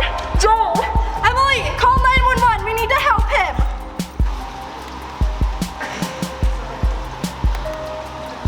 The phones aren't working! No one's coming! The phones are down! No one's coming! Gabby, it's over. Thomas is dead. Look at this knife! He was clearly murdered. And I think I know who did it. Okay, everybody get dressed. We're meeting in the conference room. We gotta get to the bottom of this.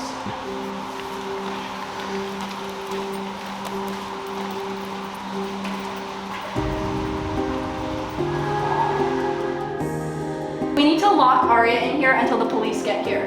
Hey, I hated Thomas, but I didn't touch him. Looks like I'm not the only one that had a bone to pick with that cheater. You are such a dirty liar. You killed Thomas and— Gabriella! Did anybody see Aria kill Thomas? Yeah, Emily is right. We don't know. Well, Thomas is dead and somebody murdered him. My bet is on Aria. I don't know what to do.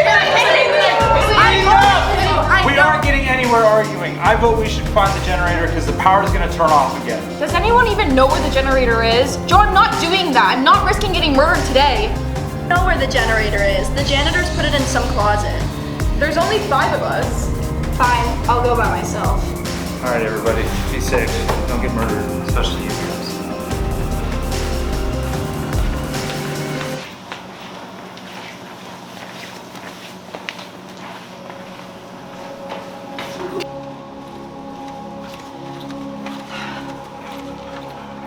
Come on, go.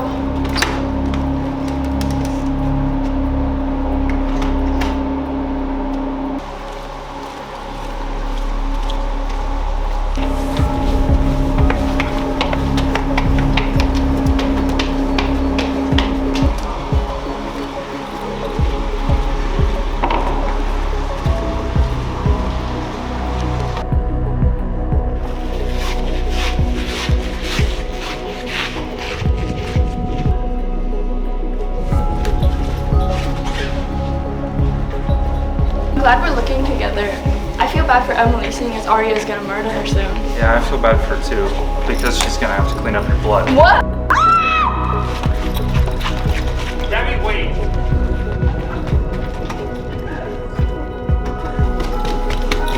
Arya! Emily! Joe is the killer!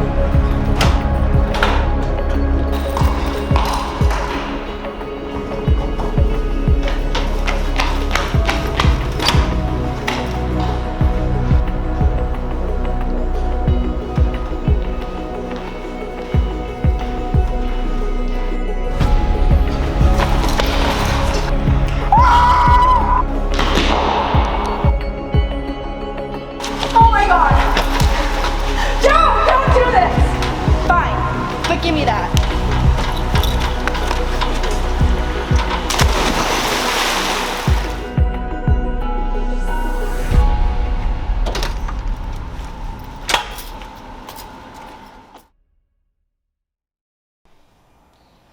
In filmmaking, one of the most common genres is comedy.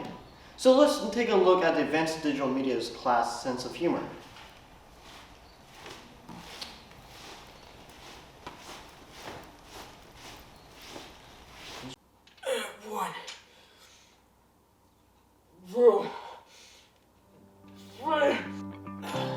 Man, I'm struggling to work out. Are you struggling to work out? Yeah? Then you should try Mega Protein. Mega Protein has 400% of your daily protein intake, allowing you to get swole, buff, and jacked. Wow, thanks. Mega Protein, buy yours today. Product may include cyanide, lithium, bacon, gluten, high fructose corn syrup, Twizzlers, rubber, shot baby chickens, and a homeless guy's hat. Please contact your doctor if you have hepatitis. Mega Protein is not responsible for any fatalities or side effects due to our product.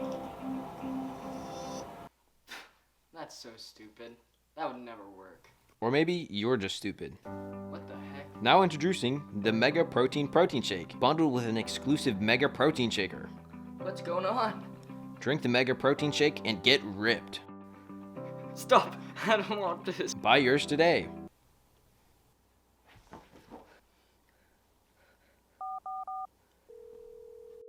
Hello? Hi, I think there's something happening in my house.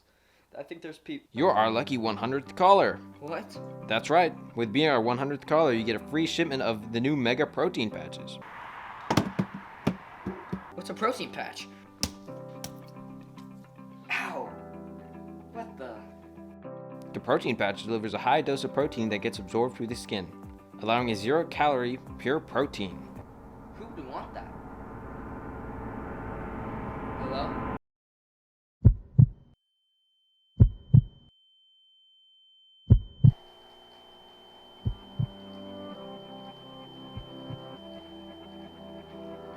Help! Help me! Can someone deal with that noise? No! No, no, no, no, no, please don't! Better now. Introducing the Mega Protein product, the Mega Protein Injector. The simple injection in the median cubital vein allows optimal protein intake, making you get swole, jacked, and ripped.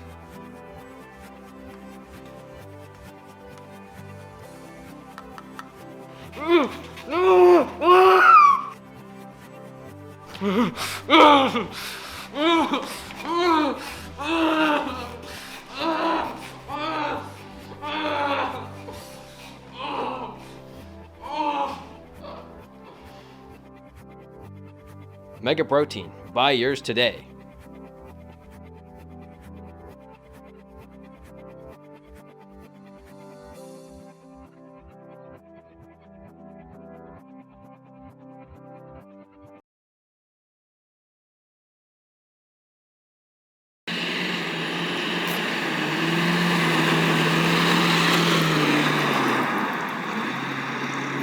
Let me tell you, I think that we are gonna find Sasquatch right now. You know, it's been a long road, but this is the best lead I've had in, 20 plus years. So, where do I go, man? Take a left right here. Thank you. I'm not good for directions. You know what I am good at? Finding Sasquatch, which is what we're about to do. My name's Jethro Grizzly, and I'm a Bigfoot hunter. I've been hunting Bigfoot since I was 12 years old. I first started when my grandpa went missing up in the Appalachian Mountains. Me and him were out camping in the woods like we'd done 100 times before when he had to go use the loo, and that was the last time I ever saw him. I heard a high-pitched scream. I heard my grandpa screaming. I never heard that before. And then all of a sudden I saw this big creature come and snatch him up and take him away. And I was a little youngin', but I remember exactly what it looked like. And since then I've dedicated my life to hunting down this creature. Well, we're out here in the Pacific Northwest now, and I think right here is where my journey's finally gonna come to an end, because I think we're gonna find Bigfoot.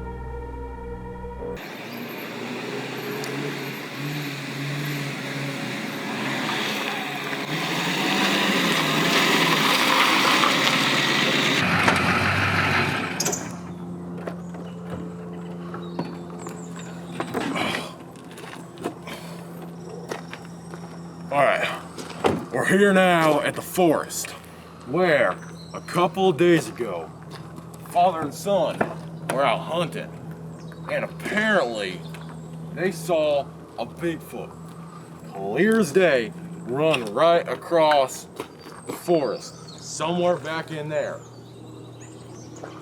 So, we're gonna go out there and check it out today. Right now, we're just here to scout it out, but tomorrow, we're gonna come back with even more gear, and we're gonna be even more prepared, and we're gonna find Bigfoot. But right now, let's go see what we can see for today, and get prepped to hunt this squatch. All right, we're coming up now on the spot where these hunters apparently saw Bigfoot. So, we're gonna go check it out. I'm not sure what it'll be, but it's pretty promising.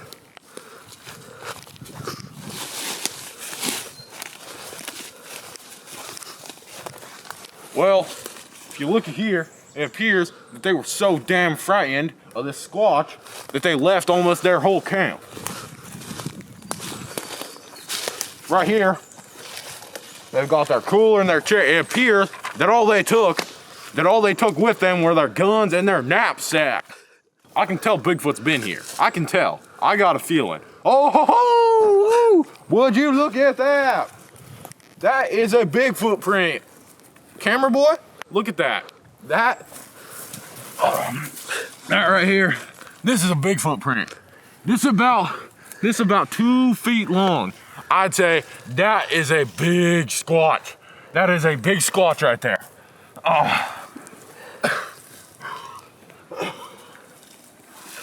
So, excuse me. It appears that the turnaround camera boy, it looks like the squatch was running straight towards their camp. I would be frightened out of my damn boots if that 8-foot creature was running directly at me. Could we see like a demonstration of how the Bigfoot could have acted in this situation? I can do that for you. So, the Bigfoot's movements are subtle, but they're scary, I'll tell you. So he probably would have came into the camp like this. Follow me now. Well, we're here now at the house of the hunter who saw Bigfoot back in the woods. He told us that he'd just be in the backyard, just come through the gate. So let's go check it out.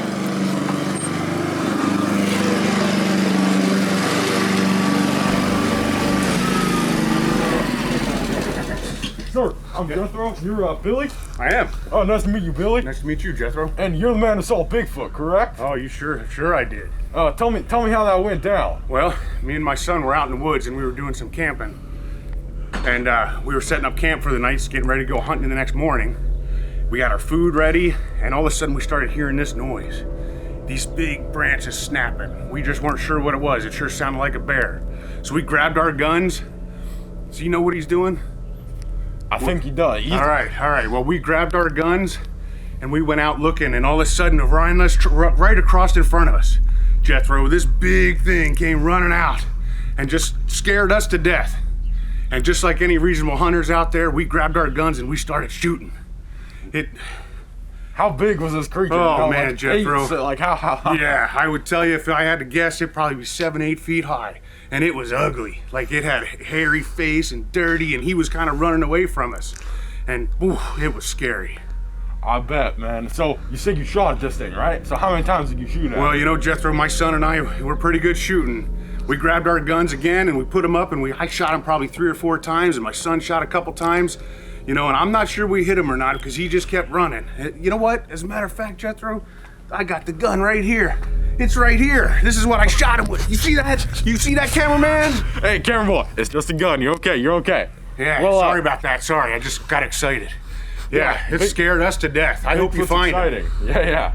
We definitely will. Thank you for your time, sir. You bet, Jethro. And you can go back to mowing your lawn. Thank you. Thank you, sir.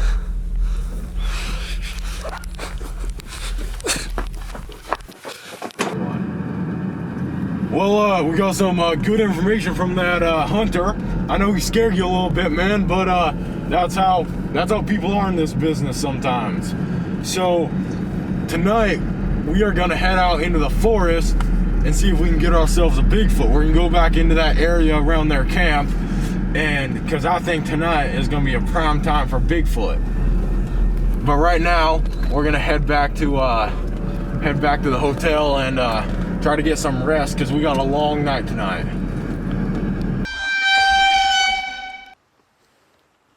All right, we're out here in the woods now. It's about 7:30 at night, and this is prime time for Bigfoot.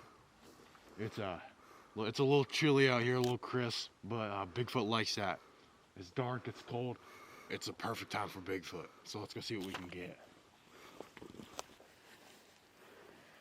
Well, we've been out in the woods for about 3 hours now, I'd say. It's getting real late. We've been hunting Bigfoot down. We've heard some noises, but you know, nothing too promising. But I think Bigfoot could still be out there, and I think he could be real close, you know. This is... Oh. Get after him!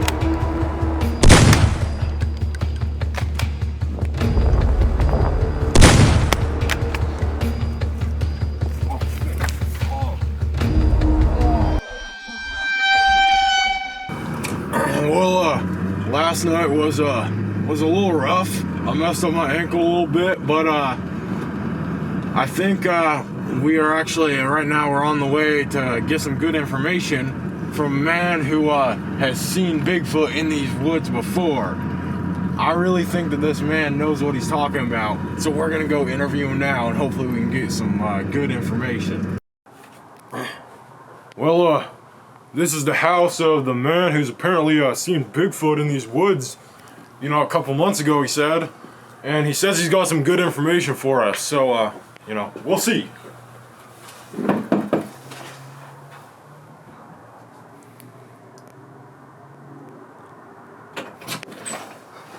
Hey, hello. Sir, are you the one who, Wait, before I answer any questions, gotta make sure you scan ya. Turn around, you're not being tracked by anybody. Okay, clear, we're clear. All right, we ready? Yeah, yes, I guess so. So you're here about the video? Yeah, yes we are. All right, well let's come out in the old wood shop here and let's take a looky because the government they're trying to steal this video from me. But I got it right here. And all you gotta do, there he comes. He comes out of the woods. Make sure you're getting this. And he's looking around. And he's a little disoriented. I don't know if he knows where he's going right now, but he's checking everything out. And I got my old outhouse out here, and I think he needed to go to the bathroom. And he went in there, and that was that. I mean, it showed him clear as day right here, and that's where he was. What do you guys think? That's very impressive, sir. And you captured this by yourself? Yep, all by myself. And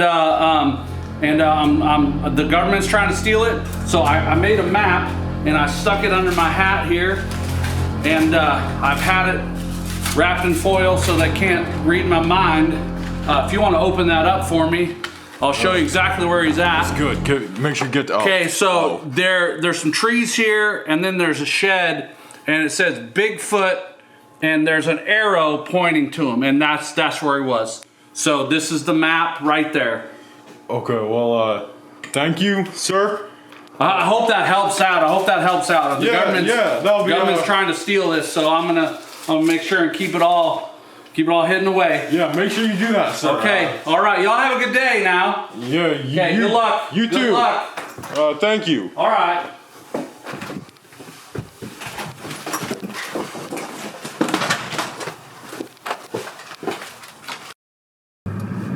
Well, it's a new day.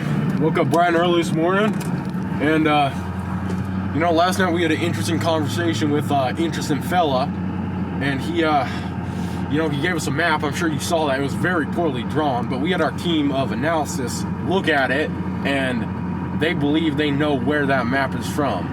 Oh, I'm sorry. I gotta take this call real quick. Yes, is Jethro? Yes, I am. How can I help you? Really? You just took your dog. And you're sure this was Bigfoot? All right, ma'am. Really, I'll be right on my way.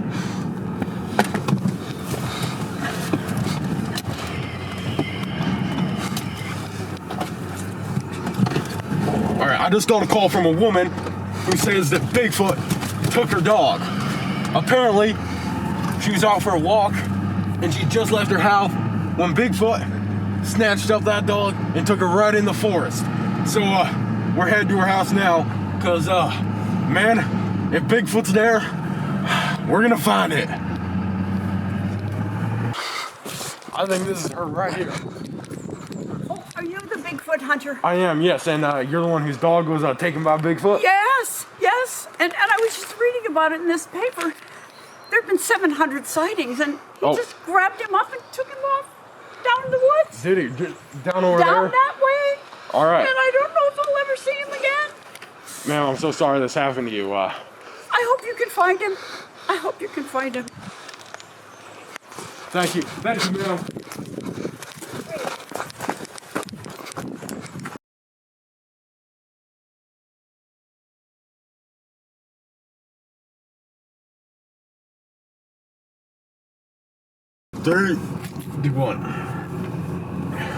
Well, I'd be lying if I said that I wasn't extremely disappointed that we did not find this creature. I think we had a real good shot at it, and we worked real hard to try to find the Squatch, but I guess it just wasn't meant to be, Sometimes things in life are like that, and you gotta deal with it, but man, it's real disappointing. Oh shit! Damn it, I think we hit a deer. First we can't find Bigfoot, then we hit a deer. Not sure my day can get much worse.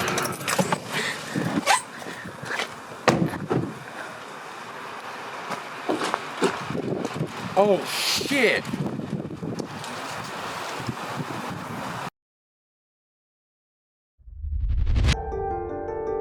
Last month, someone broke into my home. It all happened in less than 2 minutes.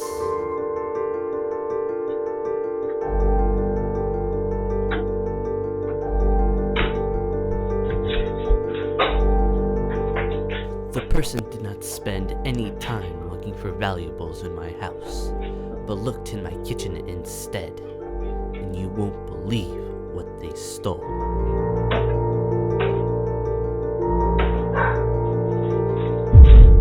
That's right. They were looking for cookies.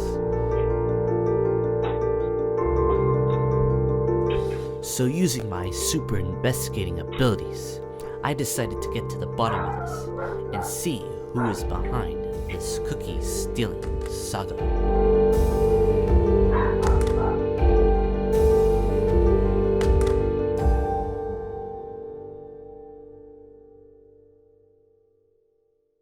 To start, I asked a couple of people about their experience with all this cookie thievery. Late in the day, around 3 o'clock, I'm guesstimating. I heard the back door open, so I hid upstairs.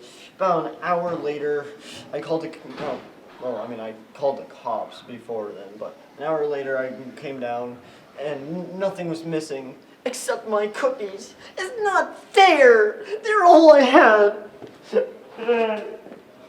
I watched the news about the cookie thief, so when I heard them break in, I knew they were going to take my cookies. Well, by the time I made it to the kitchen, there was nothing left of my cookie stash. Took all my cookies. Now that I have interviewed a couple of people, I was able to confirm that it was all one person, considering the fact that the person was always wearing the same thing. So, I made a rough sketch of this person. This person was a tall, slim man wearing a green jacket and used a beanie to cover his face. Alright, so now I have a rough sketch of this guy. I'm going to show you my final product.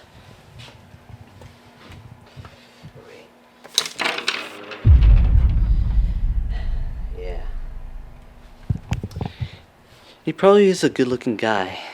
Too bad he dedicated his life to crime and stealing cookies. But I have no way of finding this guy. So I looked outside my house to see if I could find any clues. Alright, I will be looking outside my house for any clues. Luckily this camera has this handy dandy infrared feature. So, let's go.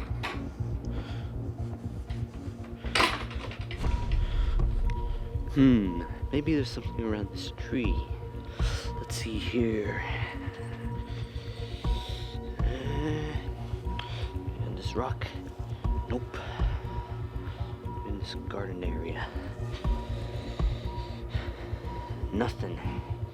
Except for this ball. Not sure if that has anything to do with the crime. What's that? Oh my god, look! A totally inconspicuous note. This might lead to a clue. The investigation is still on. Now, I had to get in touch with this person and have a few words with them. Alright. So, are you the cookie thief? What? Are you stupid? Maybe. Maybe not. I don't know. Okay, well, I wouldn't have gotten in touch with you if I was the cookie thief. Call me intrigued. I'm not going to call you that.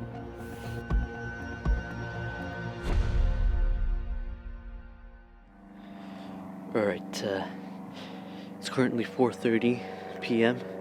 I'm at the address that the guy told me, but I don't see our guy. Maybe... Police, put your hands in the air Cops! now. I can go back to jail! Stop resisting. You'll never catch me alive!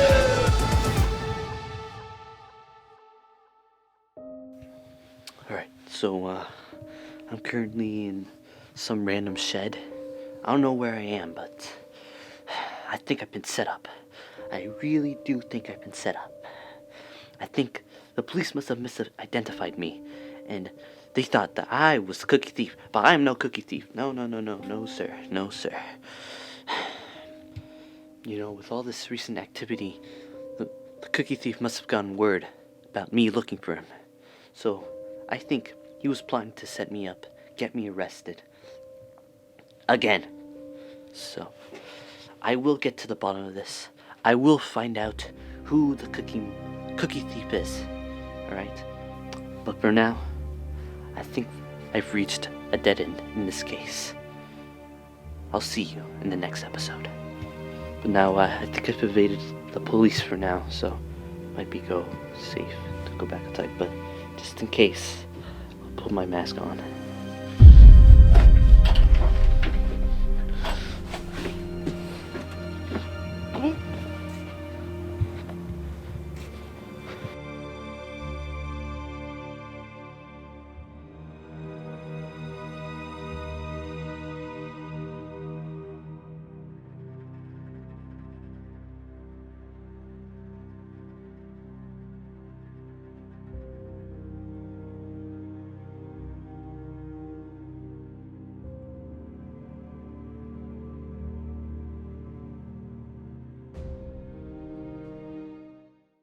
Unpleasant story. Story of a drowned child. The child was drowned by none other than Jim Hart. Jim was a terrible, terrible thing. He took the child, put him on a boat, and pushed the boat out to the middle of a lake. The child, not knowing how to swim, was stuck there. The boat was leaking. The child had nothing to do than sit and wait for him to drown. Dude, come on, that is such a boring story. Please make it better, or don't tell anything at all, okay? Why is it bad? Why is it boring? Well, because it's not real. You don't believe in Jim Hart? No, he's a story. Oh, yeah, I heard of Jim Hart. I heard that you can actually summon him by putting your hand in a heart shape and just say his name 5.5 times. See, that even proves how ridiculous this is.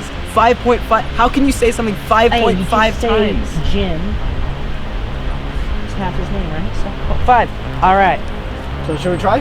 Let's give it a go. Okay. I can't count that high. Let's do it. All right. 3, 2, 1. Jim Hart. Jim Hart. Jim Hart. Jim Hart. Jim. What was that? Boy, you guys hear that sound? I told you. Real. I'm gonna go see what that is. I like looking at let's at not. bad sounds in the woods. Let's not, please. Okay. Chicken. Nobody calls me chicken.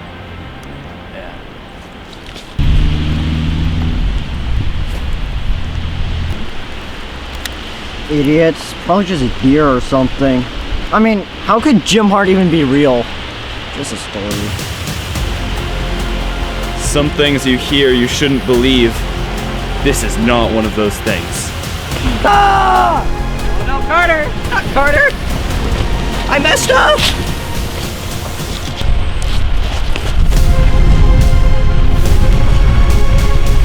Carter's dead? No. Yes? Yes, Jim Hart! We're good, right? No! Okay, fine.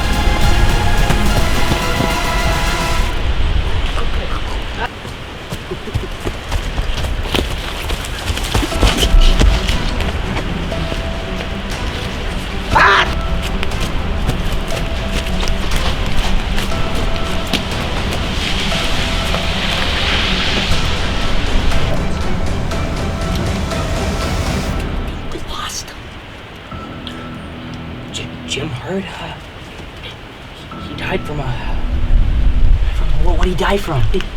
He died from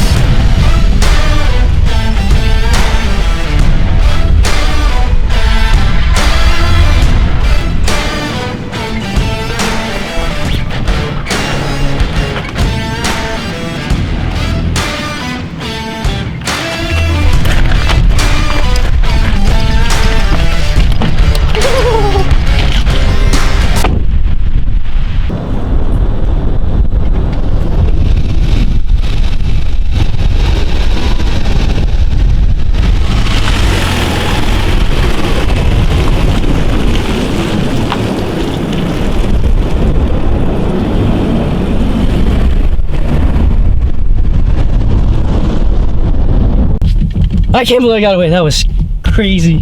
Everyone died. Are you sure about that? No.